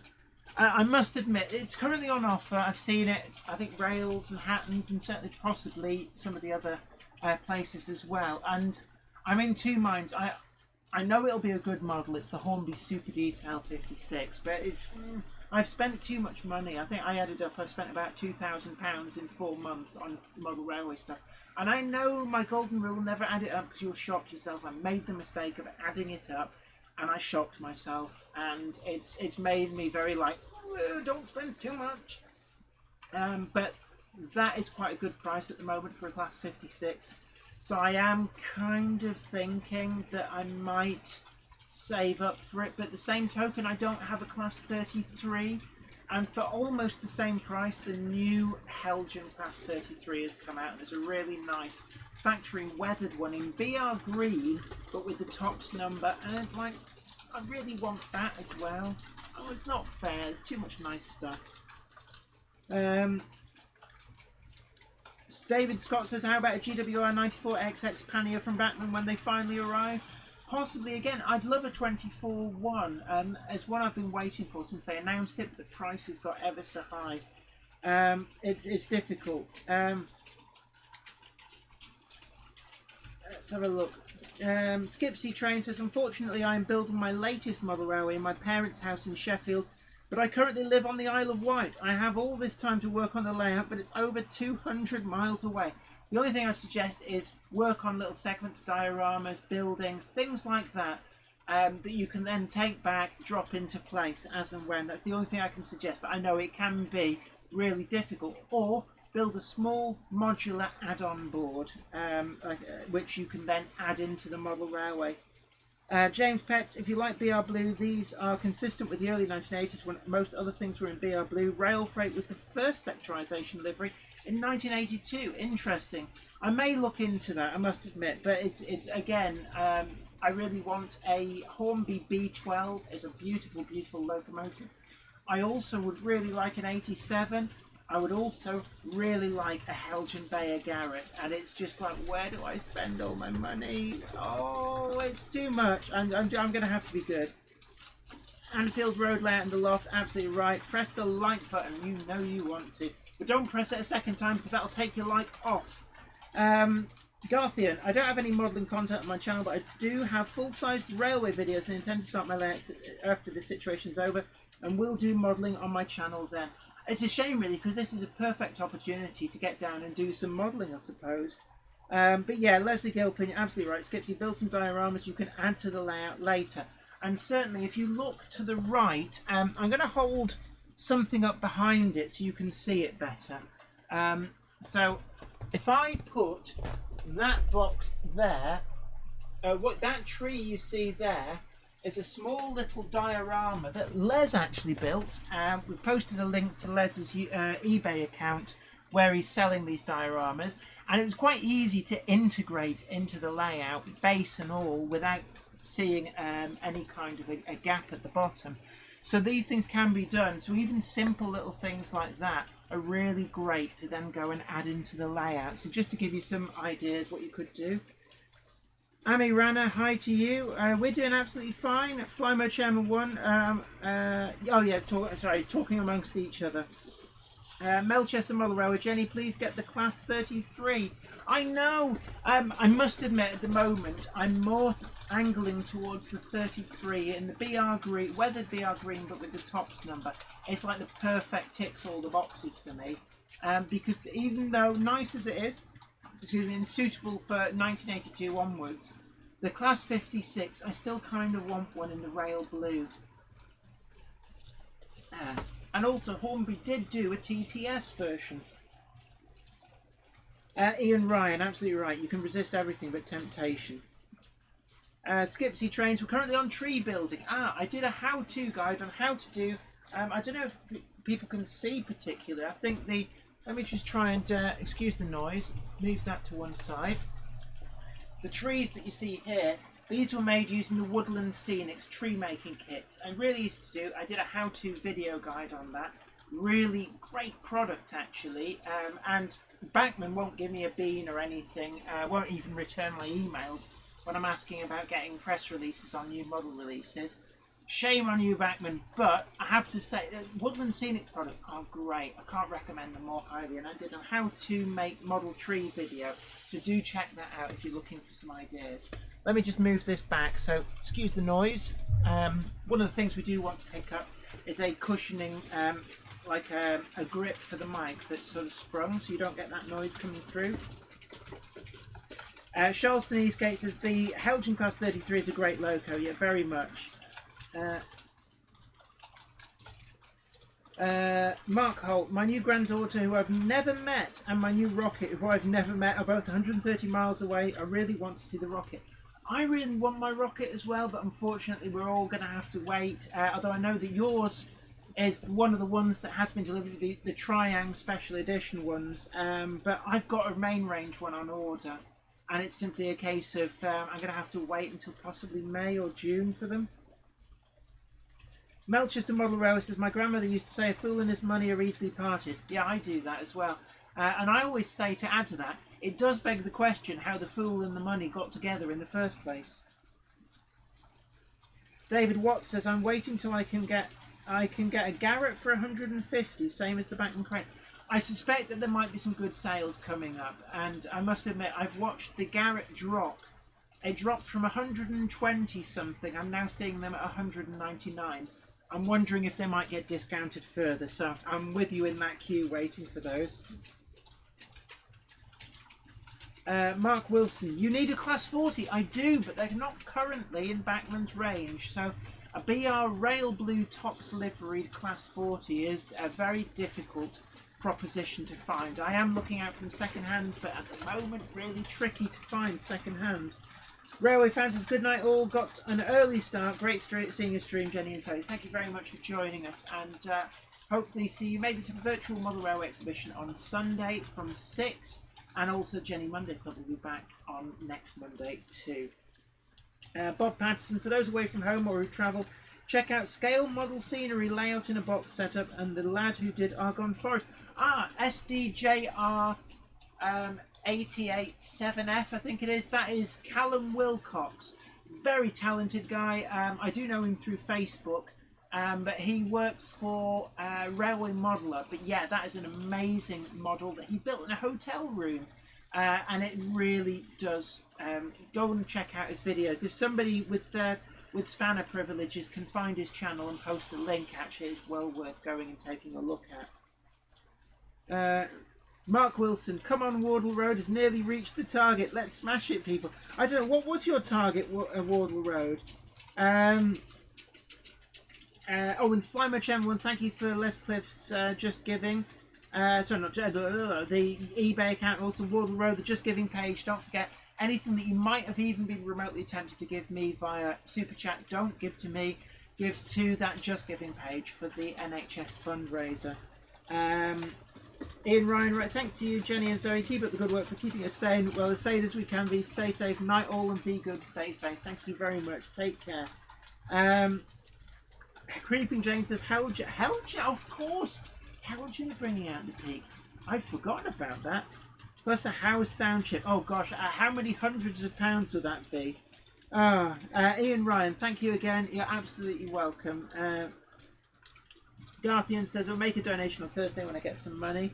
Skipsy Trains, one of the items going on my new layout is my model of Rails of Sheffield, currently on show in the Emporium until I'm ready for it. Is that a model you can buy, or is that made specially for them? How does that work? I did see that when I was in Rails of Sheffield. But is that an actual commercially available model? Hornby 18, hello to you. Someone's Annie David Watts. Are you a Jam fan? Jam. There he is. Jam. More Jam, Vicar. Wardle Road, please tell me what is... Ah, yes, Leslie Gilpin. Thank you for that. SDJR7F88. Go and check out his videos. Really great. Callum Wilcox. He is a star. He works for Railway Modeller. Was a big YouTube for a long time. Was on Series 1 of Great Model Railway Challenge 2. An incredibly talented modeller. And if you do see him, tell him I said that. And I really do mean it. It does occasionally pop into the live stream. But certainly... tell him I sent you and go and have a look at that model he's been building in a hotel room. It's brilliant work.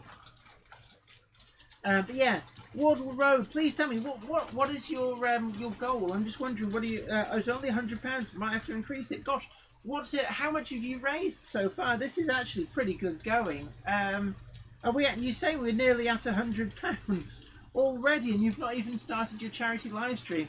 But I'm sure it'll let you go over that total. Maybe you could get 200% or 300%. Skipsy Train says I made it using 3 sets of Hornby Victorian shops and homemade transfers. Right, so the one that's in the Rails shop, that's the one that you made it then, and it's been on display at Rails. Am I right in thinking that? I must admit, I did see it. We've got some film footage of it when we did the Access All Areas tour of Rails of Sheffield, which is another video that you can find on my channel. But yeah, it did catch my eye, I must admit. Let's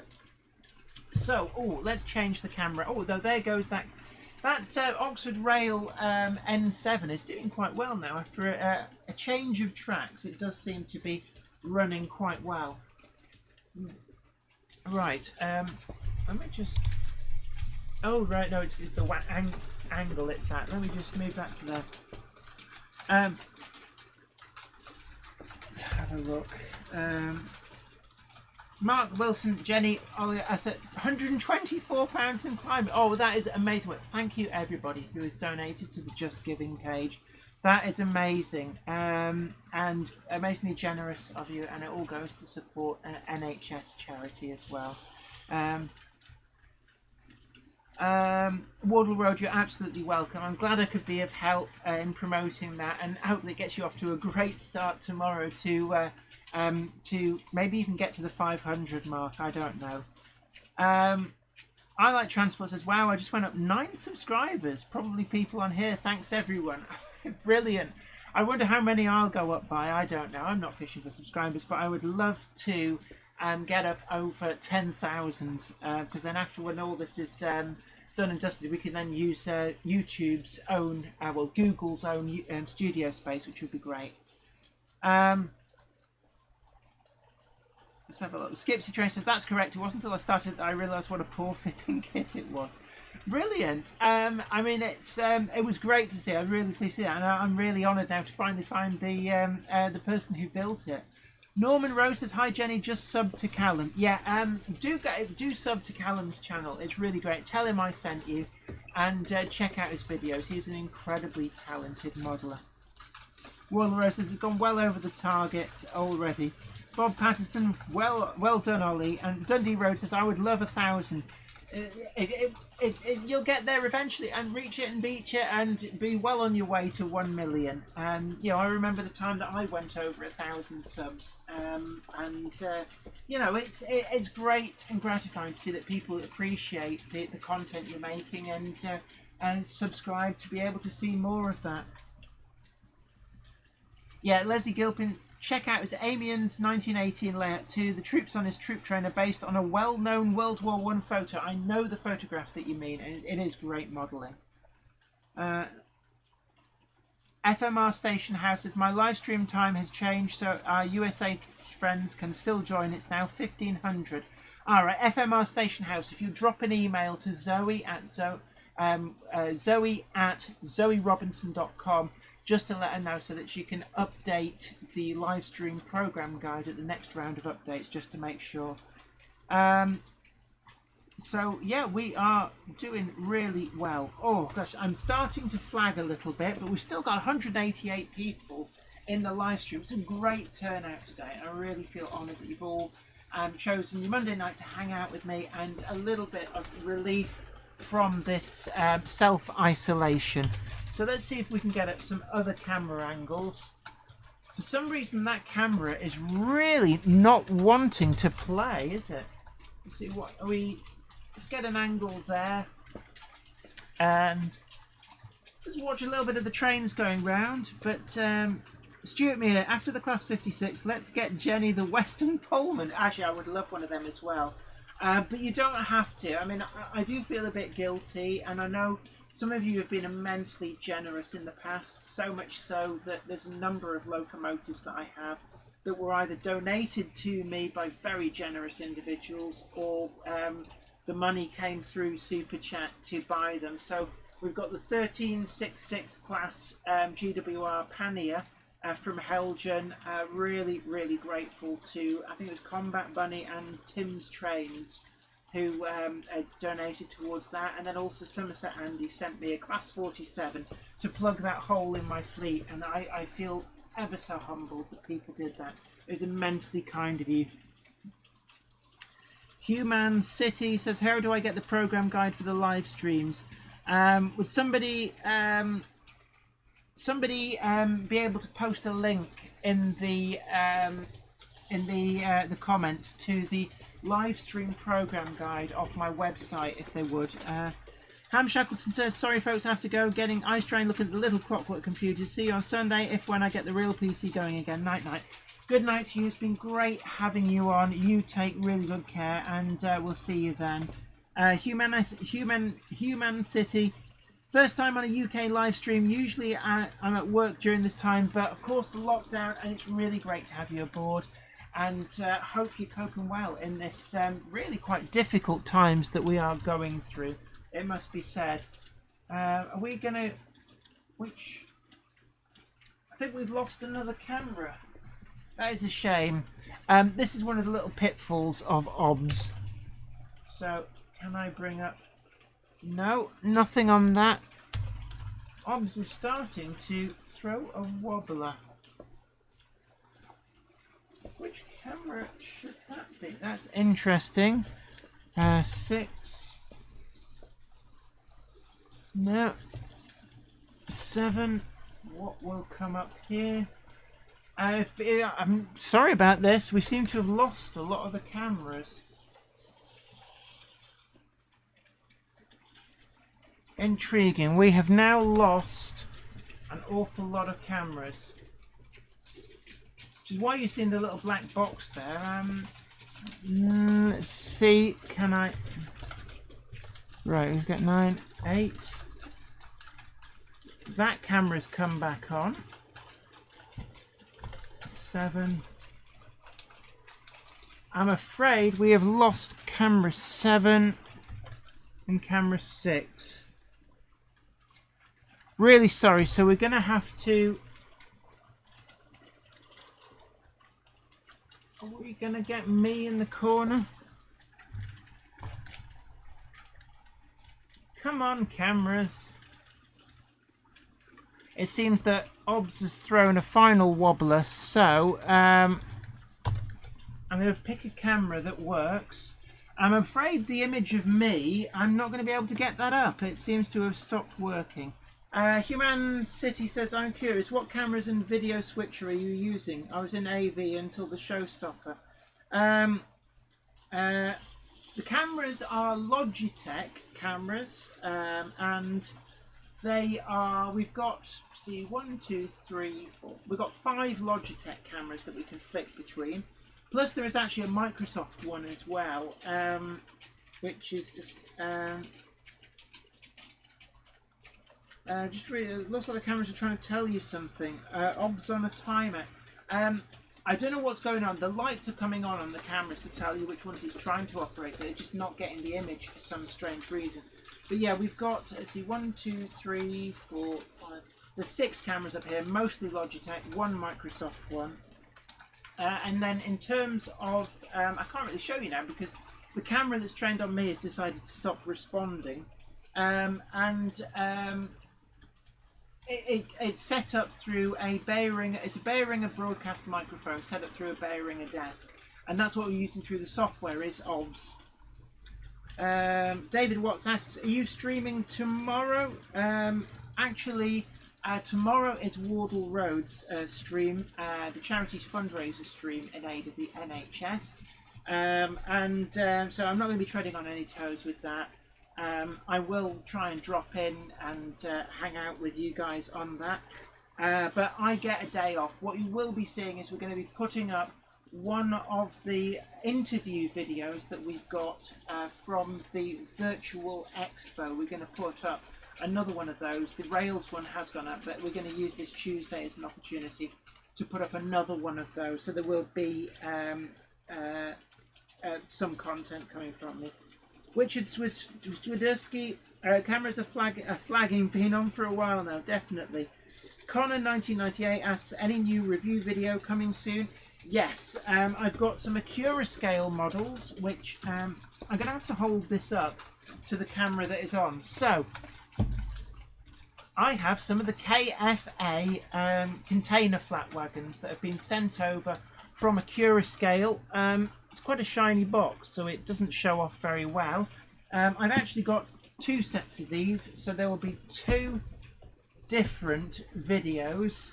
The first one comes on Wednesday, and I haven't decided which one I'm going to be doing. And they come courtesy of the kind folks over at Acura Scale for review, so I'll be putting them through the review treatment. And then on Saturday, I haven't decided which one it's going to be, but it's either going to be Hornby S15 or a Hornby J15. There are the 2 options for Saturday, and then we've got a DCC Concepts how-to guide and product review, which is seeing whether it's possible to actually run a locomotive upside down using only their power-based technology, which is principally designed for giving additional grip and traction on inclines and to increase the haulage capacity of locomotives. But we thought we'd test it to the also, I've got hiccups, to the extreme. Alright, let's try this angle as the train comes round. Oh, that angle is still working, but without me in the corner, so you get to see the full loveliness of that very strange angle. That camera is not fixed. We can move that elsewhere, so make the most of that camera angle, because next week that camera will probably be somewhere else. Come on, camera. We've lost another camera. Houston, we have a problem. 8, 7, no, 6. We just Ron Stanbridge says, time for bed, night all, and Jenny, good night to you. It's been great having you on. Let's try. We're losing all the cameras. 9, 8. Yes, there we are. That camera seems more inclined to come back on, so we'll get a different camera angle with that. But we are starting to flag here. I'm looking at the time. We're coming up 20 to 10. We're going to try and run to probably about 10 o'clock, if not just before. Richard Swiderski says, plenty to watch there, Jenny. Pat Haggerty says, Jen, just a thought. Do you ever find time to sleep or watch TV? I don't tend to watch TV, it has to be said. Yeah, I do. I'm a very busy person. I think that I have a lot of time to do things simply because I don't watch TV. You wouldn't believe how much extra time you get if you don't do that. Let's have a look. Human City, yeah, absolutely true. I thought this was our version of TV. It is during these times. It is great, and it's kind of like a Saturday Kids TV phone-in a way, because we've got that we've got that kind of immediacy. We can talk to people, read out messages. Let's have a look. Just having a look through. I've missed a lot of comments whilst I've been trying to get the cameras to work. Canadian Rail fan, sorry I just disappeared like that, Jenny. My wife just found my model railway receipts in my coat pocket. No, rookie mistake. I had a lot of explaining. Now I have promised a holiday in Europe. Oh my word, never mind. It's a rookie mistake. We told Ollie off for this as well. Yeah, the grand method of turning them off and on again. I think I can do that. I think we're back online now. Sorry about that. We're just a little bit of bandwidth issue. But actually, that's a good point. I should be able to... Bear with me. So, let us just...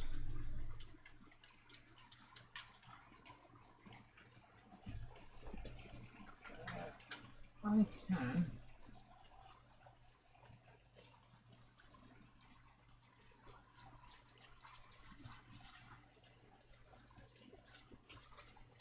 Just seeing if I can force reset some of the cameras. So, let's have a look.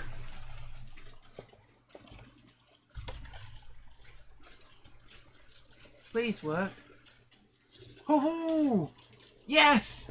Absolutely brilliant. Turn them off and turn them back on again seems to have worked. So we're back. Bob Patterson says, suddenly a radio show. Sorry about that, but yeah, going as 12:59, no sound. Unfortunately, yeah, the spinning circle of death, bandwidth issues. Unfortunately, the entire world is on the internet. But hopefully I'm getting back through for people. Flymo Chairman 1, I think it's giving us hints that time's up for tonight.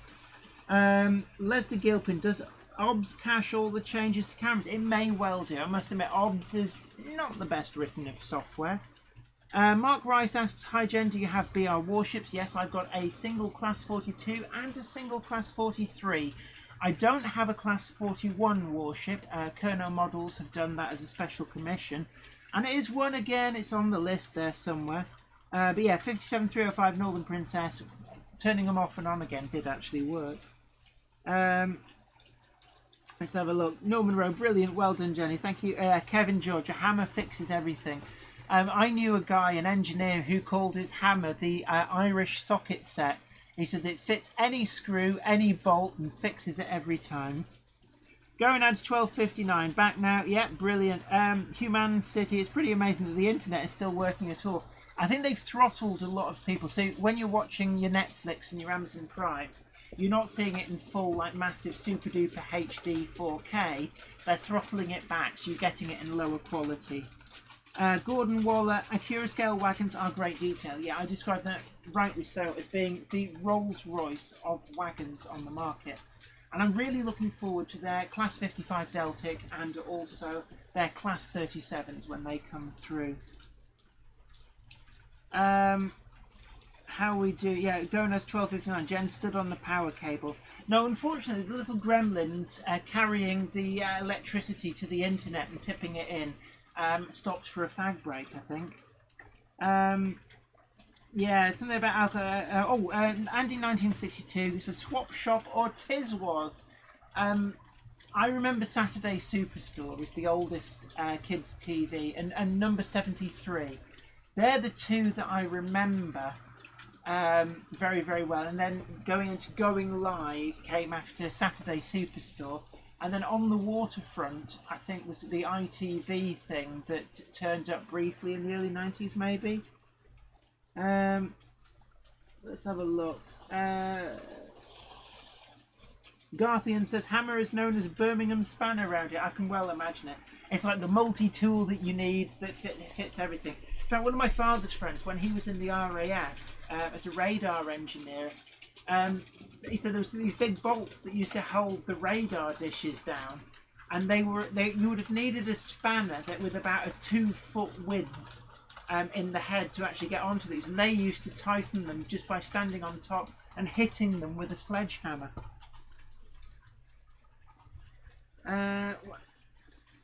Leslie Gilpin says, used to watch Tiz Was when at university.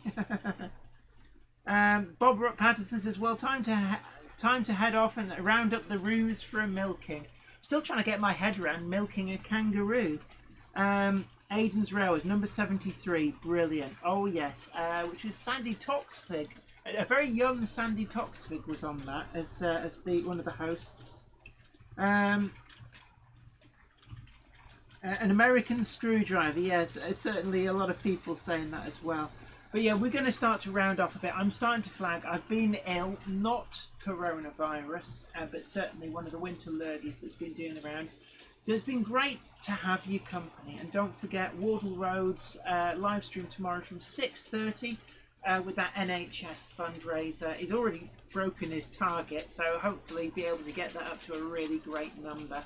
And tell him that I sent you.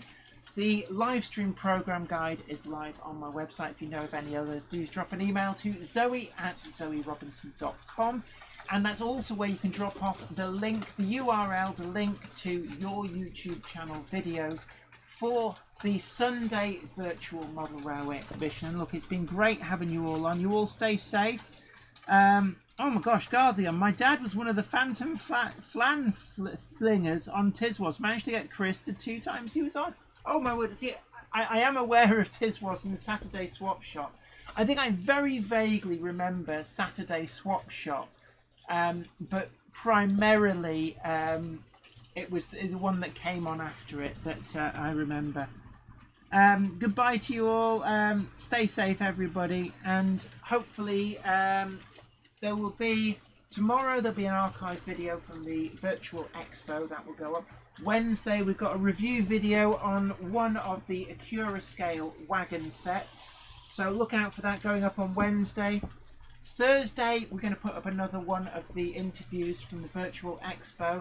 Friday we've got that really interesting how-to and a review of the DCC Concepts power base. And don't forget that DCC Concepts still open for mail order, as are a lot of local model shops. Do support them all, but DCC Concepts offering free postage. Just put in the comments box, free postage please, if it's a UK address it's delivering to. And anyway, look, you all take really great care. Look after yourselves, and we'll be back for the virtual model railway exhibition from 6 PM on Sunday. Take care. It's me, Jenny Kirk, saying bye for now. It's the awkward bit now. Oh, how do we turn this off? So, oh, yeah.